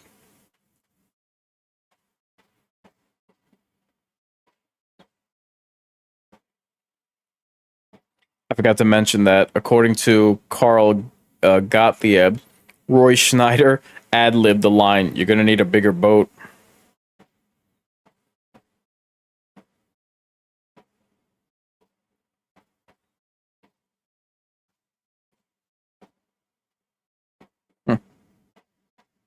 God.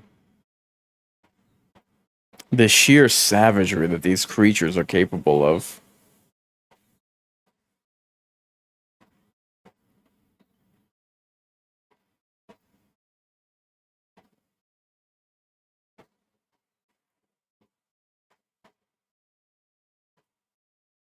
Huh. Wow. That's a hell of a thing, expecting, wondering when your number's up.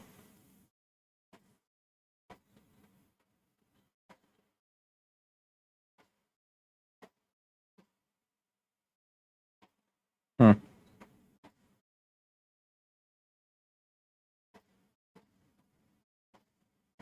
Jeez. Morbid.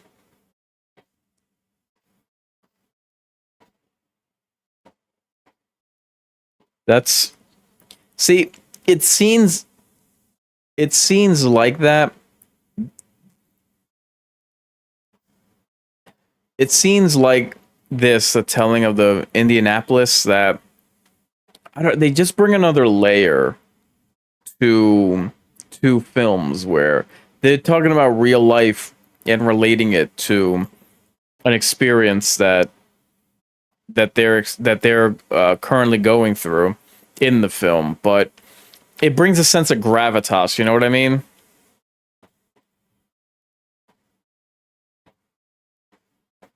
So Quint's boat is named Orca, which, being a shark hunter by profession, Quint knows that orcas, traditionally known as killer whales, are the only predator of the great white.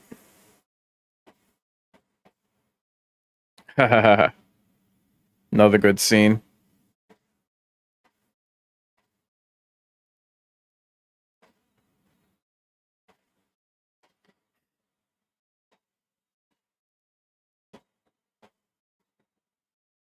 That's another thing. I couldn't live eating.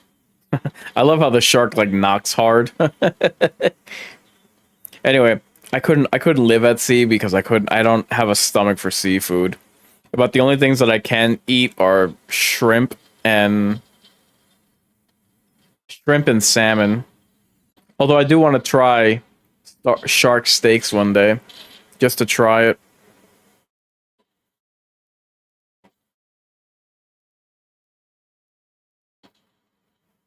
Jeez.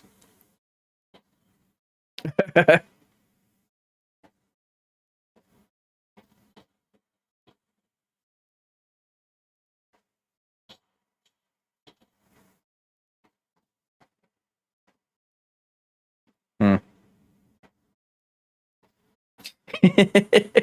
Turn on the light, or he'll show up with a mask and a knife in one fin. Could you imagine? So this is filmed during the day, but it's tinted, so it looks like it's at night.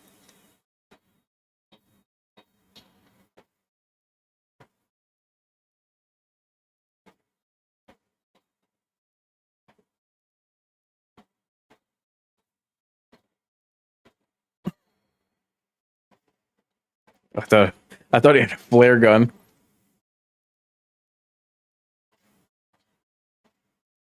That shooting star was added in post production.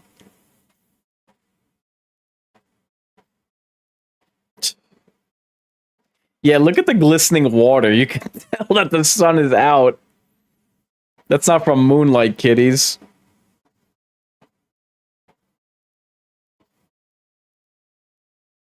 Hmm.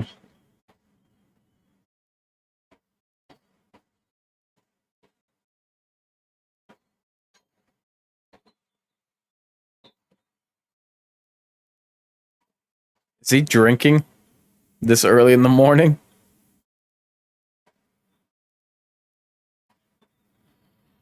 Uh oh. We got company.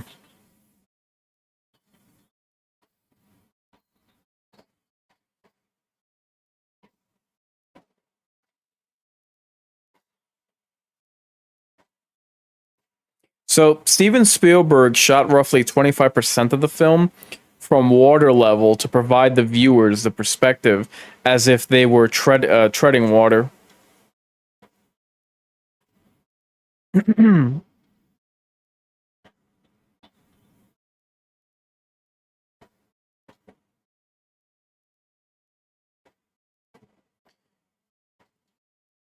When a Midwestern audience were shown an early cut of the film, they were shocked by the pop-up scare that occurs when the great white shark breaches the surface of the water as Brody chums off the bow of the boat. That their reactions drowned out his iconic moment. You're gonna need a bigger boat. After reviewing the taping of the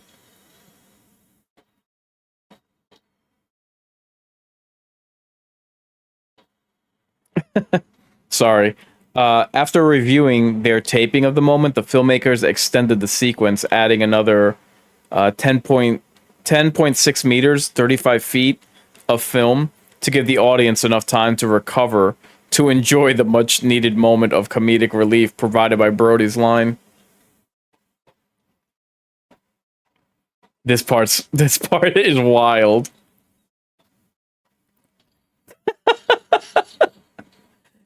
Jesus. Necessary?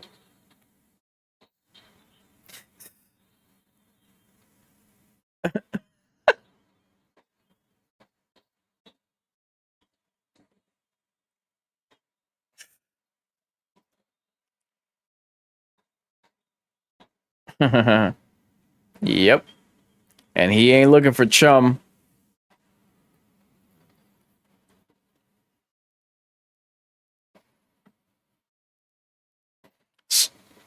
So, Spielberg's biggest fear, other than the appearance and the performance of the mechanical shark, was that cameras would catch sight of land. The reason Spielberg did not want land to be seen was because he thought the audience could envision the characters having the option of just running back to shore when in danger. He wanted to isolate the audience as much as the characters.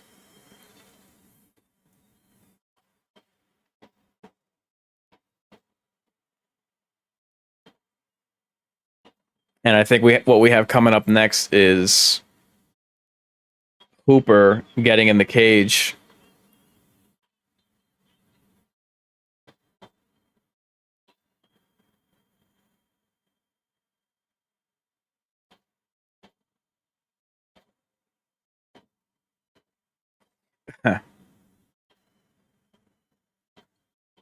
The use of the adventurous heroic score is, how would I even describe this? The usage of this music is very uplifting.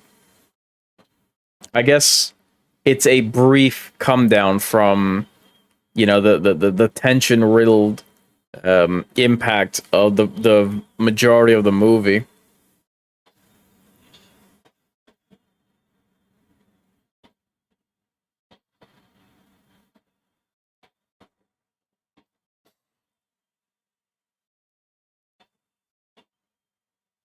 Kind of reminds me of the scenes in what was it?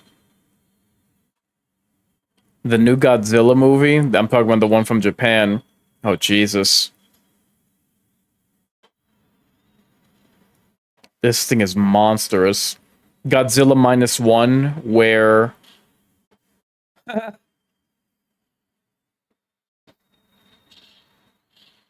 wow. Even shooting the damn thing in the head. They're looking at him like, what did you expect to do with that? Wow. Powerful animal.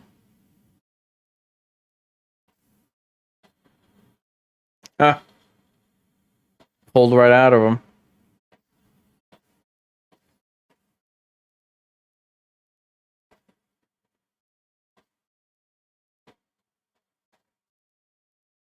Hmm.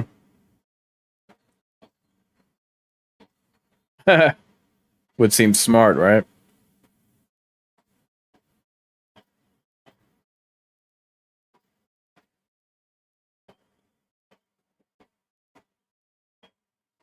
I forgot to mention earlier the scene where the head pops out of the hole on the boat was not originally scripted. Spielberg said he got greedy after he saw the preview audience's reaction to the scene where the shark jumps out behind Brody's head and wanted one more scare.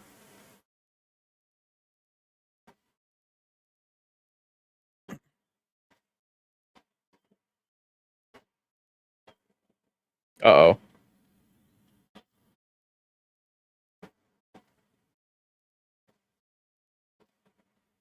Oh my god.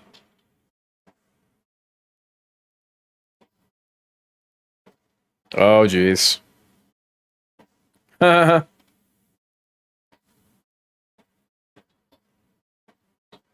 Wow.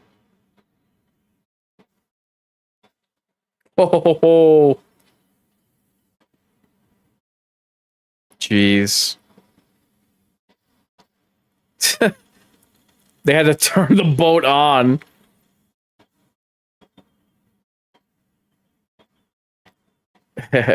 Well, you brought him. They had to turn the boat on to friggin' drag this behemoth. Oops.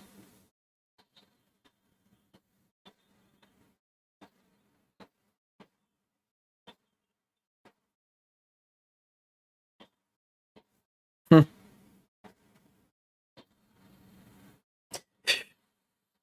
Oof. Man, they're just impaling this thing left and right, and it's still not enough.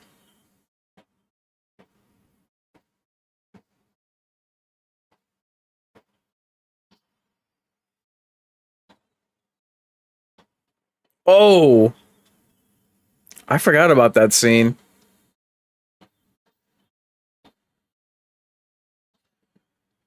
I think because of this, Hooper has no choice but to head into the tank.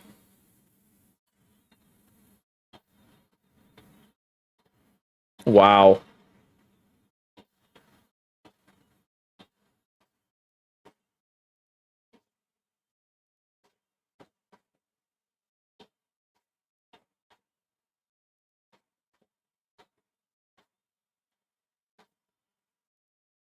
Ooh. Well, there that goes. Crazy, man. And I wonder how true to life this would. Souvenirs, boys.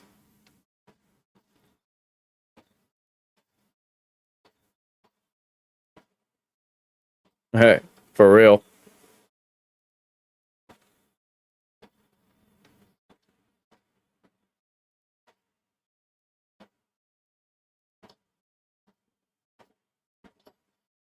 Yeah.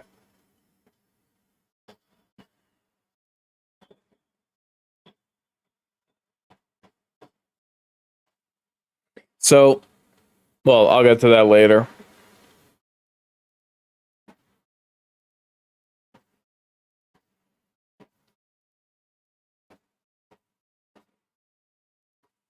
That's another terrifying thought, like being that far out in the water and you don't have an auxiliary. I mean, I guess you could get a raft, but how safe would that be? But not having an auxiliary craft in case your boat sinks, that's terrifying.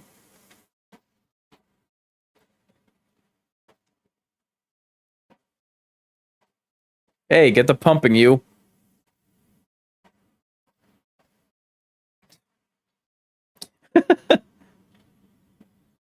Oh, damn. Wow.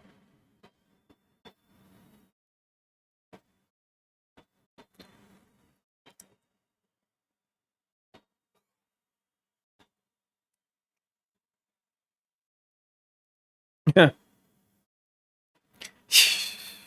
he is.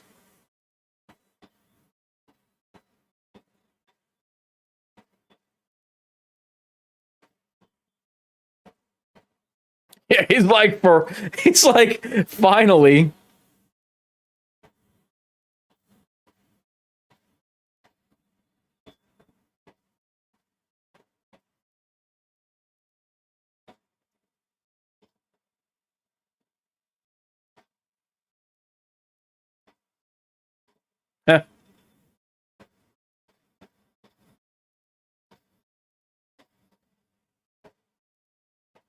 Uh-oh.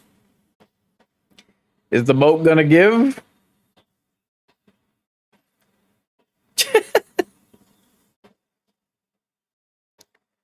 Jesus.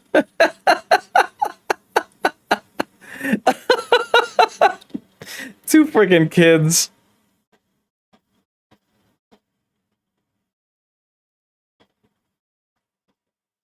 Oh boy.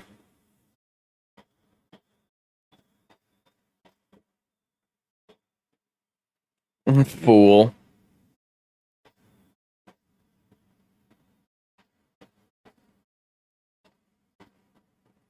So, well, hold on.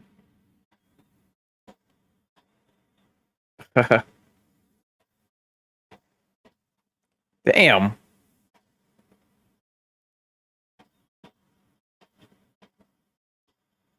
Bro. I forgot that there was an explosion on the boat. Jesus.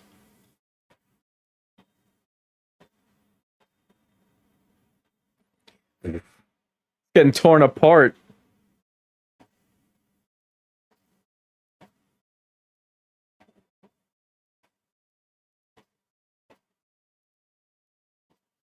Now what?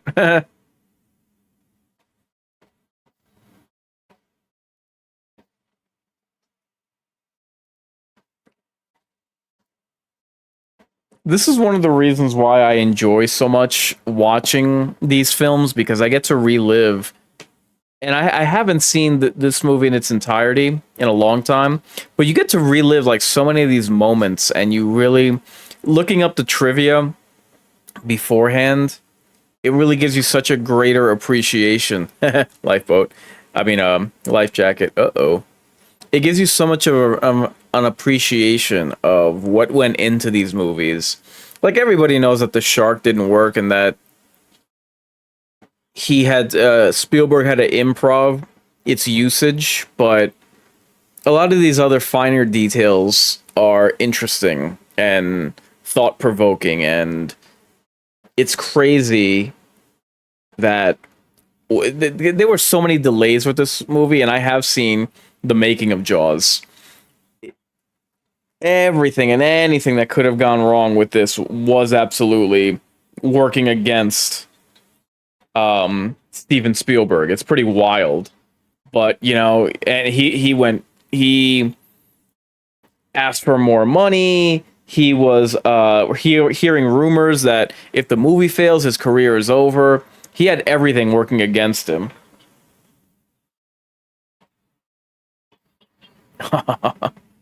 Yep, he's going in.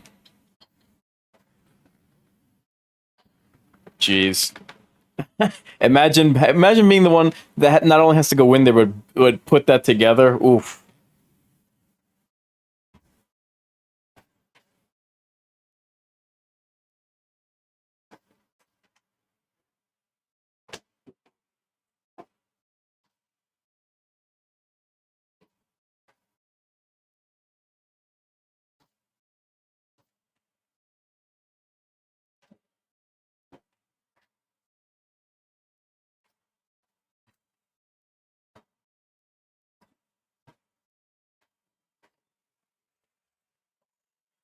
You best be making sure that everything is as tightly wound as possible.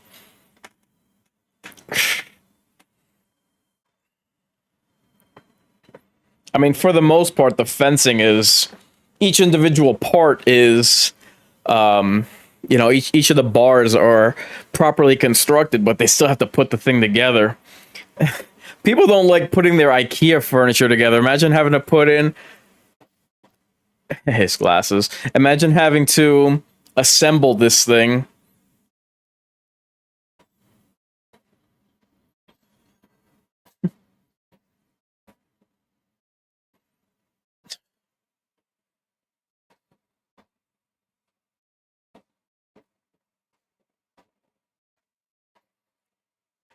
Any last words? Sure. We'll tend to that now that we're sinking.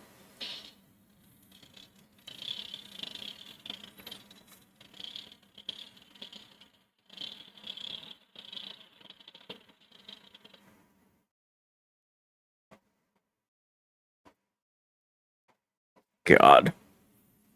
Oof. And you're under the boat, so literally, this damn thing could come from any direction. My God. I couldn't. You couldn't pay me to do this. Oh, wow. And that's if it's coming nice and slow. Huh. And notice that even then, even when... Wow.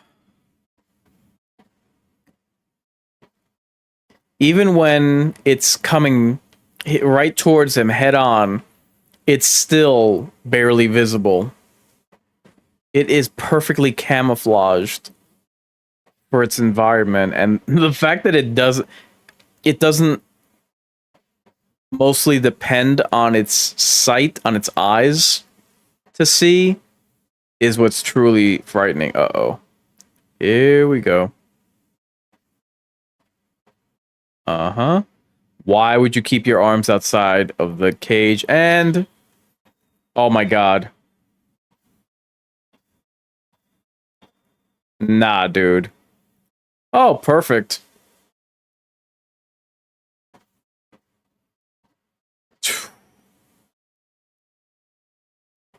Wow.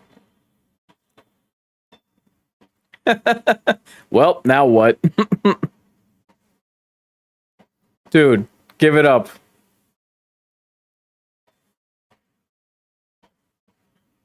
Yep. God almighty. You talk about the jaws of life.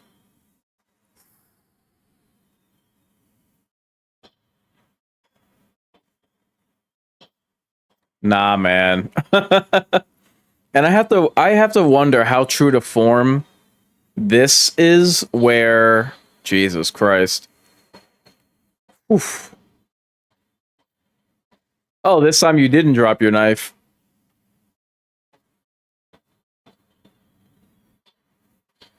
Oh my God.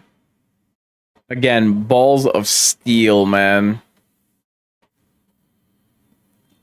I just imagine in a situation like that, you just react because there's like no plan, you know what I mean? Yes, that I have seen. I have seen where the a shark will like swim up and on its side as it's like turning a corner just to like dive into a cage and get stuck that way. Just like that. Except it's actually like on its side or on its back, but in the cage. Stuff of nightmares, man.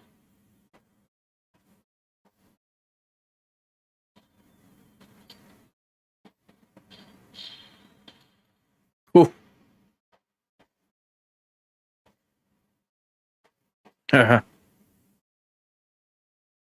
Too bad.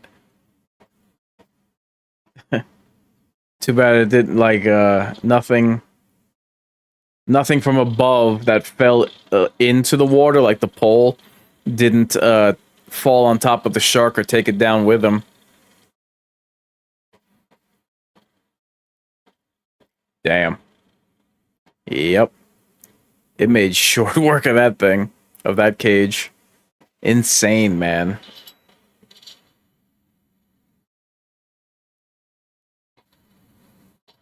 Oh. And it's silent, which is, oh my god, terrifying stuff.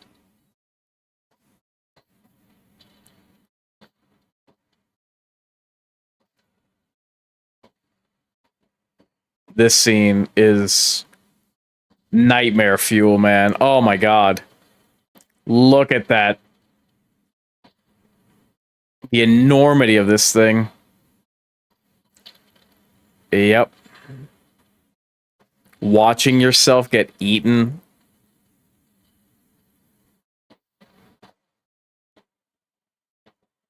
Dear God.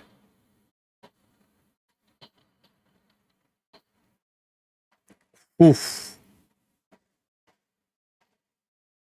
I mean... Emotional damage.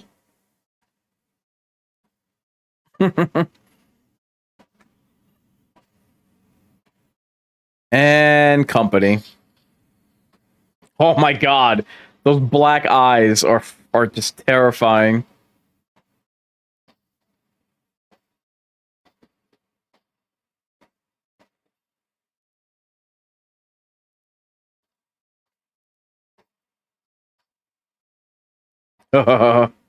Lord.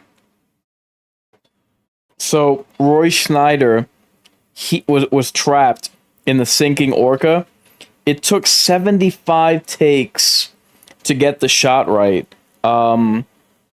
Schneider,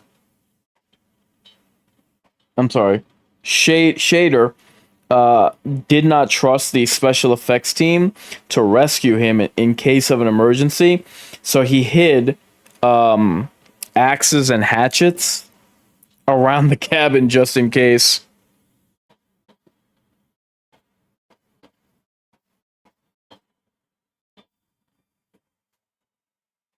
Oof. God, what a terrifying as though as though watching your friend get eaten wasn't bad enough, to be on a sinking ship slowly realizing that what's in store for you.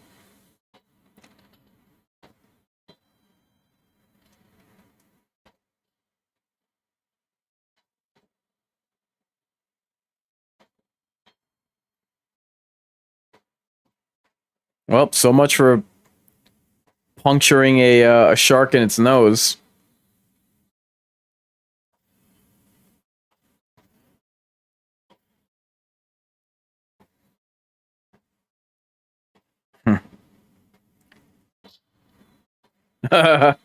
You better do better than that. Wow.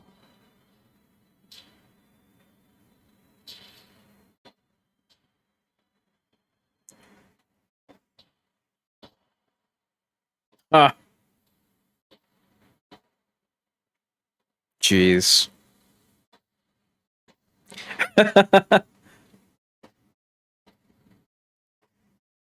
And that will likely attract other sharks, but oh my god, the bone. What, seemingly a bone sticking out, and that's what's left of its head. Wow.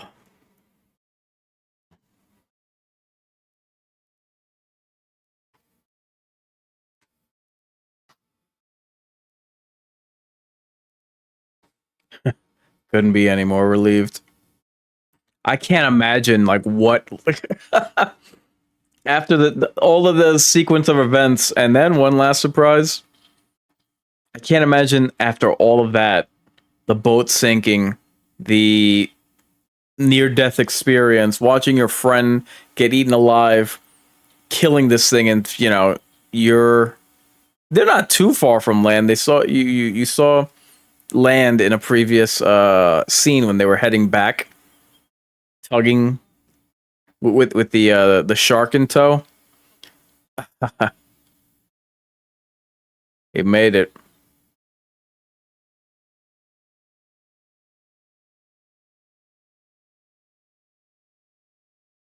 What a story.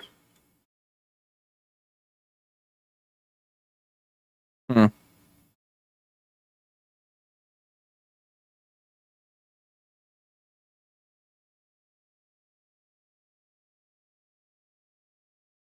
Oh, nice. Yep.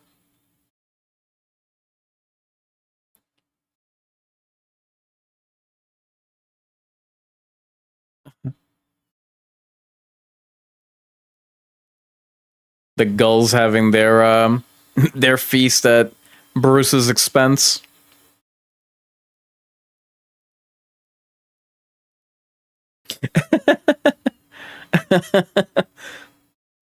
Damn, man. What a story to tell. So, let's get to a couple of closing trivia points before I get to my closing thoughts. And now his watch has ended. And now their watch is ended. So, interestingly enough, though the affair with Brody's wife was left out of the film, Hooper's death was actually in the script. Now, the plan was to have a dummy representing Hooper placed in the cage underwater. And Australian filmmakers Rod and Valerie Taylor, who were filming the underwater shark scenes in Australia, they would entice an actual shark to attack the cage and tear the dummy apart. They could never provoke the shark properly. Ultimately, the shark did attack and destroy the cage, but there was just one problem. The Hooper dummy wasn't inside at the time. So, as as this was the best footage they had, Steven Spielberg decided to use it and allow Hooper to escape the shark. So over 67 million people in the US went to see the film when it was initially released in 75. Just under a third of the country's population at the time. Really think about that. One third of this country went to go see this movie. That is crazy numbers, man. And like I have said throughout the watch, that made this the very first summer blockbuster. So Jaws opened on, get this, only 490 screens within 78 days. It had become the highest grossing film of all time. Even then, however, it was still showing in fewer than 1,000 screens. So, like I said, 490 screens. Imagine if it had been showing in double that number. Like how much bigger this film could have been, or how much more money it could have made. So, this was the first movie to reach the coveted $100 million mark in theatrical rentals, which is about 45% of the box office gross. It was the highest film of all time in the US, and that was until Star Wars Episode 4: A New Hope came out. So, with the schedule expanding from 52 to 155 days, Spielberg had to juggle Universal's impossible deadlines, an unfinished script, hello Marvel, chaotic conditions off of Martha's Vineyard, and a belligerent Robert Shaw. On the last day of shooting, Spielberg had heard rumors of a dunking from the mutinous crew. So while the last shot, the blowing up the shark was being filmed, Spielberg was on a plane back to L.A. Composer John Williams conducted an orchestra during the 1976 Academy Awards. So when it was announced that he won the Oscar for Best Score, he had to run up on the podium, accept his Oscar, and then run back to continue conducting the orchestra. That's fun. I never knew that until watching this. That's hysterical. Robert Shaw also ran into trouble with the IRS and had to flee the country once his scenes were completed. If he spent more than a certain amount of time in the US, he would face a tax liability. To circumvent that, Shaw was flown to Canada on his off days. Despite the film's mammoth box office returns, Robert Shaw didn't earn a penny out of it. He was facing heat from the IRS for tax evasion, and due to work in countries as diverse as the U.S., Canada, and Ireland, he had to forego his salary to make amends.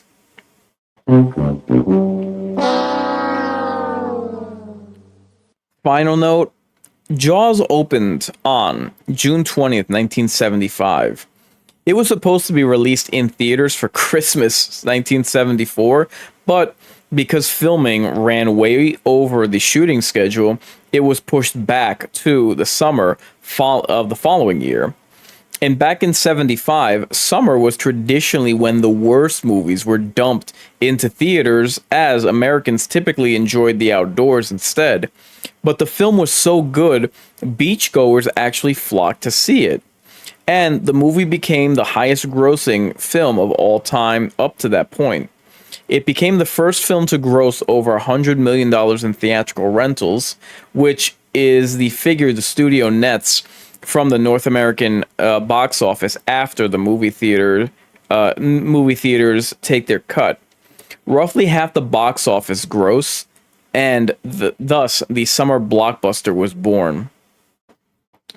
So, as I mentioned at the top of this stream, to me, it's a wonder that this movie was able to get made, considering everything that was seemingly working against the film's production and director Steven Spielberg. This was like his second or third film.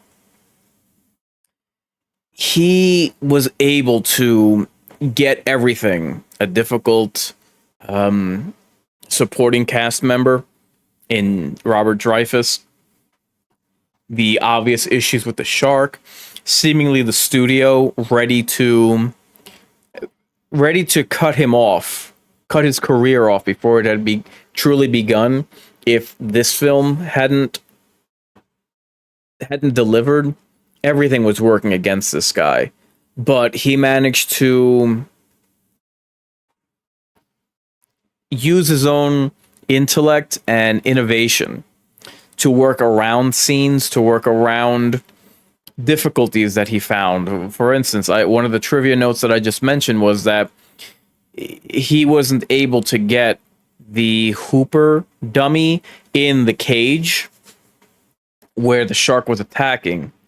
It would only attack the cage if the dummy wasn't in it. So he managed to rewrite part of the ending so that Brody wasn't the only survivor. It is truly the stuff of legend that he was able to pull this off, that Spielberg was able to get all of these competing dilemmas and issues that arose. And again, everything was working against this guy, but you would never know it from watching the film. That's what's truly commendable about it. This comes off like such a seamless story and it's nearly effortless in its execution, because that's how good Spielberg was with this, with its treatment, with the shot composition, the close-ups, the tension rising, the moments of brevity and levity. It is truly something to behold that all of this came together with such damn near perfection. It truly is. I mean, it's a classic without knowing the behind the scenes details. And then you hear about, you read about, you watch everything that went down. Every single thing that could have gone wrong did. Look at how this was supposed to release in the winter and it got pushed back to the summer, which that must have, as I just mentioned, considering that studios typically did this and treated the summer like a dumping ground season, not a month, a season. And because it didn't have competition, being an instant hit amongst, and who I'd have to look into research as far as what other films came out in that summer, but basically Jaws would eat every other film like chum because it did not have competition. And like I said, it is what gave birth to the summer blockbuster 50 years ago. It's something truly humbling, and it's the stuff of legends for a reason.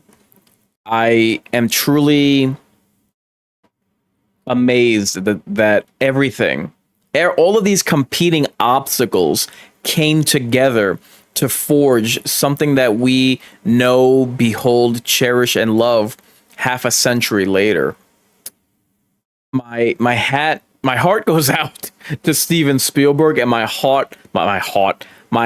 hat goes off to him. The fact that he was able to pull this off, he must have been as relieved as Brody was at the end of this film after everything had just gone wrong, actively worked against him. He was hearing at a party, I think it was the rap party for the film, that, you know, the LA, Hollywood, was already grinding its axe to lob his head off because of all the stories coming out that he was done. After this, they were going to take their losses. They had already pushed back the release schedule by 6 months. So he was done. This was the film that was supposed to finish him, and instead it's the film that made his career.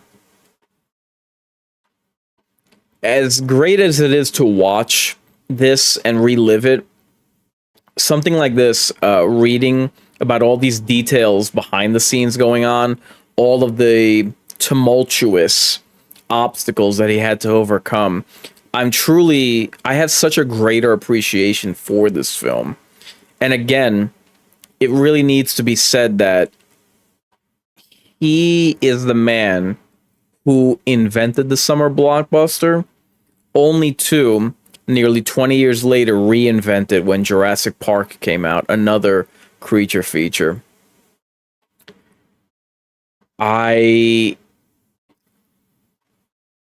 Not enough good things can be said about this, truly.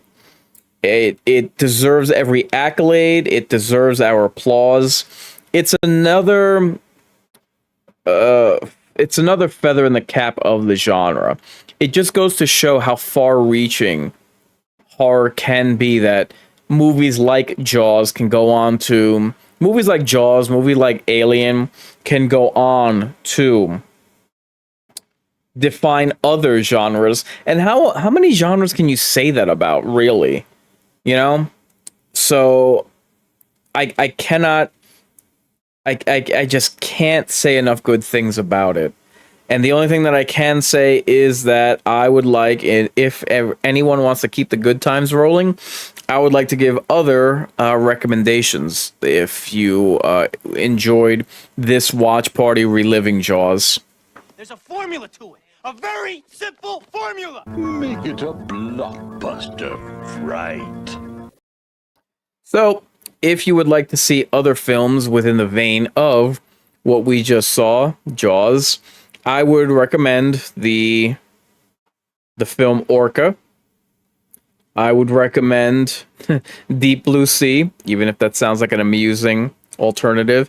And, of course, Jurassic Park. All bona fide creature features. So, here's where I describe what is on the scene for the Mind's Eye Theater and the Greater Mind's Eye.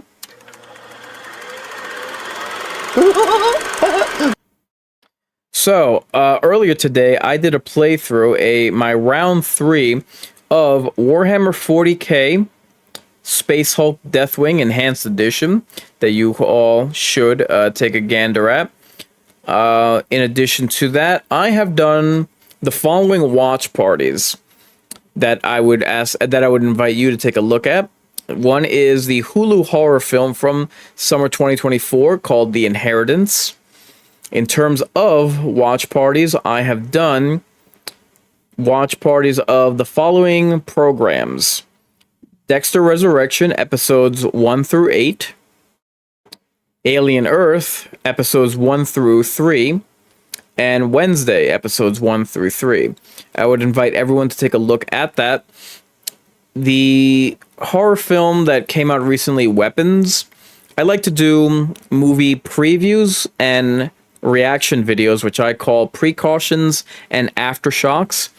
If you still haven't seen it but would like to catch it, I invite you to take a look at both my precaution as well as the aftershock that I did. Be sure to check out my live stream that I did entitled Horoscope August 2025 Horror Preview. I know that the month is winding down, but just in case you might have missed any film, any program for streaming, any video game that came out within horror in the month of August, I highly recommend that. So now let's take a look at coming attractions.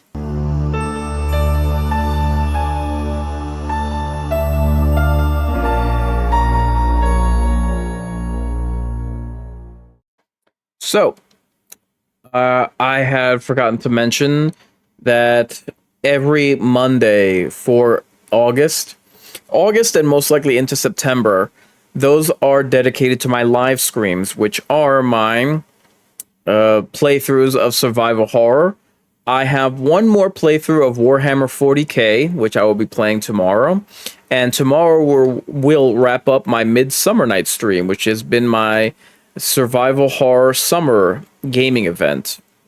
Oh, I forgot to mention that I had done live streams of trailer gut reactions to both Alien and Predator, Alien Earth, and Predator Badlands. So, in addition to tomorrow's live stream, Tuesday I'll be doing a watch party for episode 4 of Alien Earth. Wednesday will be the Wednesday episode 4 watch party. Thursday I will most likely tackle the fallout or my impressions of the Nia DaCosta revelation of how bad Candyman was, the remake that she herself wrote and directed. Oh, do I have words to say about that one. And Friday will be the Dexter Resurrection watch party.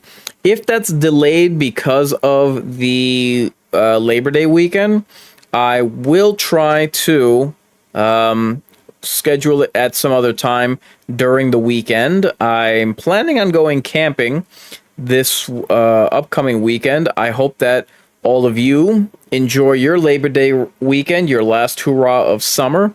Thank you for having stuck with me during all of these watch parties that I've done, especially on the TV side. I will be doing more film watch parties. I very much enjoy it and miss it. And I have plenty more to come in September. And hopefully I'll be able to get back on track, even though my weekly schedule is a bit busier with Alien Earth and Wednesday. I'm hoping that my weekends will be freed up, so I'll be getting to all of these watch parties that I have in mind for film. I've mapped out what my schedule can and should be for the remainder of the year, so I do hope that you will join me for all of those. So, mark your calendars and say your prayers. I've been incarnate, offering a word of caution. Fear the worst, so long you recognize who's best.